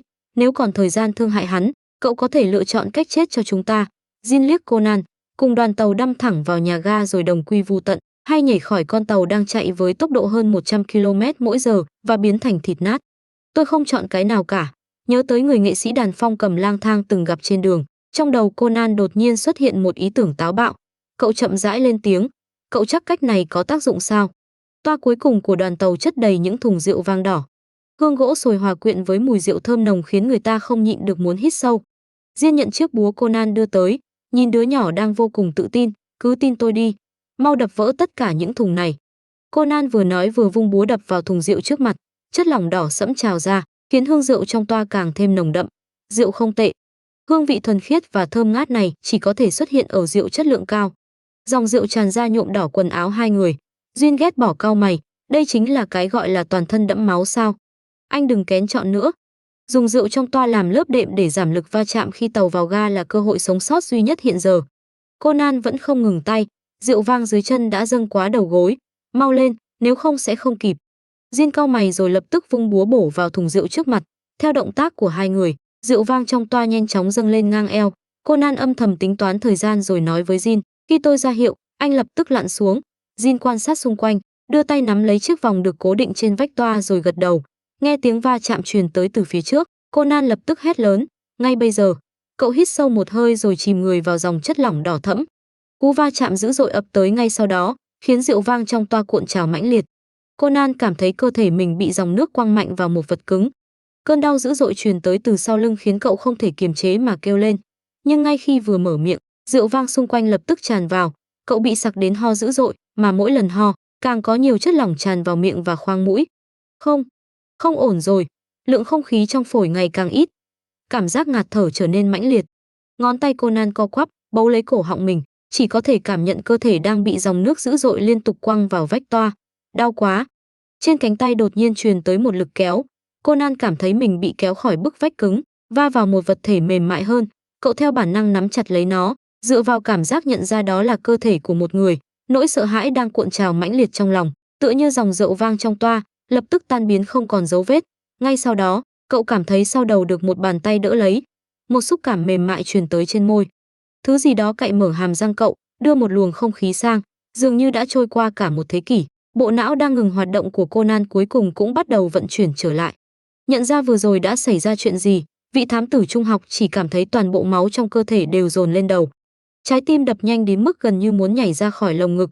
Vì toàn thân đang ngâm trong rượu vang, Conan chỉ có thể nhắm chặt mắt. Nhưng khi mất đi thị giác, những giác quan còn lại trở nên vô cùng nhạy bén. Cậu có thể cảm nhận cơ thể mình đang áp chặt vào một người khác, không để lại lấy một khe hở. Hai tay cậu ôm chặt người trước mặt. Người kia dường như đang dùng tay còn lại nắm lấy thứ gì đó, chỉ dùng một cánh tay vòng qua lưng cậu. Đây là một tư thế ôm vô cùng chặt chẽ. Sự tiếp xúc môi răng ngắn ngủi vừa rồi dường như chỉ là ảo giác của Conan. Không, chắc chắn không phải ảo giác. Bàn tay đỡ sau đầu, cảm giác ấm áp trên môi, lực cạy mở hàm răng và thứ mềm mại vừa chạm vào đầu lưỡi cậu. Mặc dù chỉ là động tác truyền khí đơn giản, nhưng nếu bỏ qua mục đích của nó, không thể phủ nhận đây là một nụ hôn thật sự. Có lẽ vì vừa uống phải quá nhiều rượu vang, Conan chỉ cảm thấy đầu óc mình lúc này choáng váng. Dòng rượu bên cạnh vẫn không ngừng cuộn trào, nhưng vì có người trước mặt, cậu không còn cảm thấy hoảng loạn như lúc trước. Chỉ là luồng không khí zin vừa truyền sang cũng sắp cạn kiệt. Cảm giác ngạt thở nửa lần nữa đè nặng lên lồng ngực. Còn phải chờ bao lâu nữa? Sau đầu Conan lại được đỡ lấy. Cảm giác ngắn ngủi vừa trải qua một lần nữa xuất hiện trên môi. Conan chỉ cảm thấy đầu óc càng thêm choáng váng, nhiệt độ trên gương mặt nóng bừng, tạo thành sự tương phản rõ rệt với dòng rượu lạnh lẽo xung quanh. Rõ ràng đây là một trò chơi liên quan đến tính mạng của 50 người. Rõ ràng việc quan trọng nhất là mau chóng vượt qua cửa ải. Rõ ràng người này làm tất cả chỉ để giúp hai người thoát khỏi tình cảnh nguy hiểm. Thế nhưng, trong lòng Conan vẫn không nhịn được nảy sinh một niềm mong đợi nhỏ bé và kín đáo, giá như có thể. Giữa dòng rượu lạnh lẽo, đỏ thẫm, Conan siết chặt lớp vải sau lưng người trước mặt. Tiến sĩ nói cuối tuần này sẽ tới Chiba chơi, bảo tớ hỏi cậu và tên kia có muốn đi cùng không. Trong giờ nghỉ, Haibara ai khép sách lại, nhìn đứa nhỏ đang nằm dài trên bàn, sao tự nhiên lại muốn tới Chiba, xa như vậy. Conan uể oải trả lời, tớ sẽ về hỏi. Tên đó. Haibara ai nhìn chằm chằm Conan một lúc, sao tay cậu đỏ vậy? Conan vốn đang nằm sấp lập tức bật dậy, đưa tay che tai, không có, chắc chắn là cậu nhìn nhầm rồi. Haibara ai nghe vậy liền nhướng mày, mấy ngày nay cậu có vẻ rất kỳ lạ. Hình như bắt đầu từ sau khi trò chơi thực tế ảo tuần trước kết thúc. Nhìn vệt đỏ trên tay Conan dần lan tới gò má, Haibara ai nở một nụ cười đầy hứng thú. Trong trò chơi, cậu đã... Không có gì cả. Tớ và tên đó không xảy ra chuyện gì hết. Không đợi Haibara ai nói xong, Conan đã vội vàng ngắt lời. Nụ cười trên mặt Haibara ai càng sâu hơn. Tớ có hỏi chuyện giữa cậu và tên đó sao? Vội vàng tự khai như thế không tốt đâu, ngài thám tử. Conan nghẹn lời, tức giận xoay người quay lưng về phía cô. Haibara ai thờ ơ nhún vai, dù sao giữa hai người này chắc chắn đã xảy ra chuyện gì đó. Nếu không, Kudo sẽ không có dáng vẻ khó chịu đến vậy. Quả thực giống hệt một thiếu niên đang thầm thích đối phương, nhưng không thể xác định tình cảm của người kia nên chỉ có thể tự mình uất ức, phiền muộn. À, không đúng, kể từ khi gặp Jin, tên này đã trở thành một thiếu niên đang yêu rồi. Nhìn ánh nắng xuyên qua cửa sổ, rơi xuống mặt bàn, Haibara ai khẽ nheo mắt, phải tìm cơ hội hỏi tên đó mới được. Kudo đã trở thành dáng vẻ này, không có lý nào Jin lại hoàn toàn không có cảm giác gì. Conan không tiếp tục để ý đến người phụ nữ xấu xa Haibara ai nữa, nhưng ngay khi vừa nghiêm mặt xoay đi, nét mặt cậu lập tức sụp xuống, một lần nữa ủ rũ nằm trên bàn. Haibara đúng là quá nhạy bén. Trong khoảnh khắc sống còn trước khi vượt qua trò chơi, Jin đã truyền khí để cứu cậu. Cảm giác người đó để lại trên môi dường như vẫn còn tồn tại ngay cả sau khi cậu rời khỏi trò chơi. Nhưng mà, lúc đó tên đó chỉ muốn cứu cậu thôi, hoàn toàn không có ý nghĩa nào khác. Bởi vì sau khi rời khỏi trò chơi, cho tới khi trở về nhà, rồi cả khi hai người đã rửa mặt xong và nằm trên giường, Tên đó vẫn giữ vẻ lạnh nhạt bình thường, căn bản không giống cậu, mang theo cảm giác kích động và vui sướng, xen lẫn chút mất mát, trằn trọc đến tận đêm khuya vẫn không thể ngủ. Thật tình, chẳng lẽ chỉ có mình cậu cảm thấy xấu hổ sao? Tại sao tên đó lại có thể bình thản như vậy? Hay là vì hắn căn bản không để tâm? Chỉ cần nghĩ như thế, trong lòng Conan đã dâng lên cảm giác chua xót, khiến cả người hoàn toàn mất tinh thần. Cậu gác cầm lên cánh tay, lại không thể kiểm soát mà nhớ tới dáng vẻ của người kia, lạnh nhạt, mạnh mẽ, khó chiều, sát khí ngập tràn, kiêu ngạo và cao cao tại thượng. Jin, Kurosawa, Jin, rốt cuộc anh đang nghĩ gì? Rốt cuộc anh có thích tôi một chút nào không?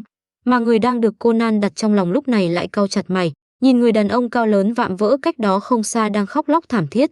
Niềm vui khi gặp lại sau thời gian dài còn chưa kịp dâng lên đã bị gương mặt ngu ngốc quen thuộc kia đè xuống hoàn toàn. Mau thu nước mắt lại cho tôi, đồ ngốc. Trên đường đã có không ít người bắt đầu chú ý tới bọn họ. Tên này định đứng đây khóc tới tối sao? Hức hức, đại ca. Em tưởng mình sẽ không còn được gặp lại anh nữa. Vodka ra sức sụt sịt.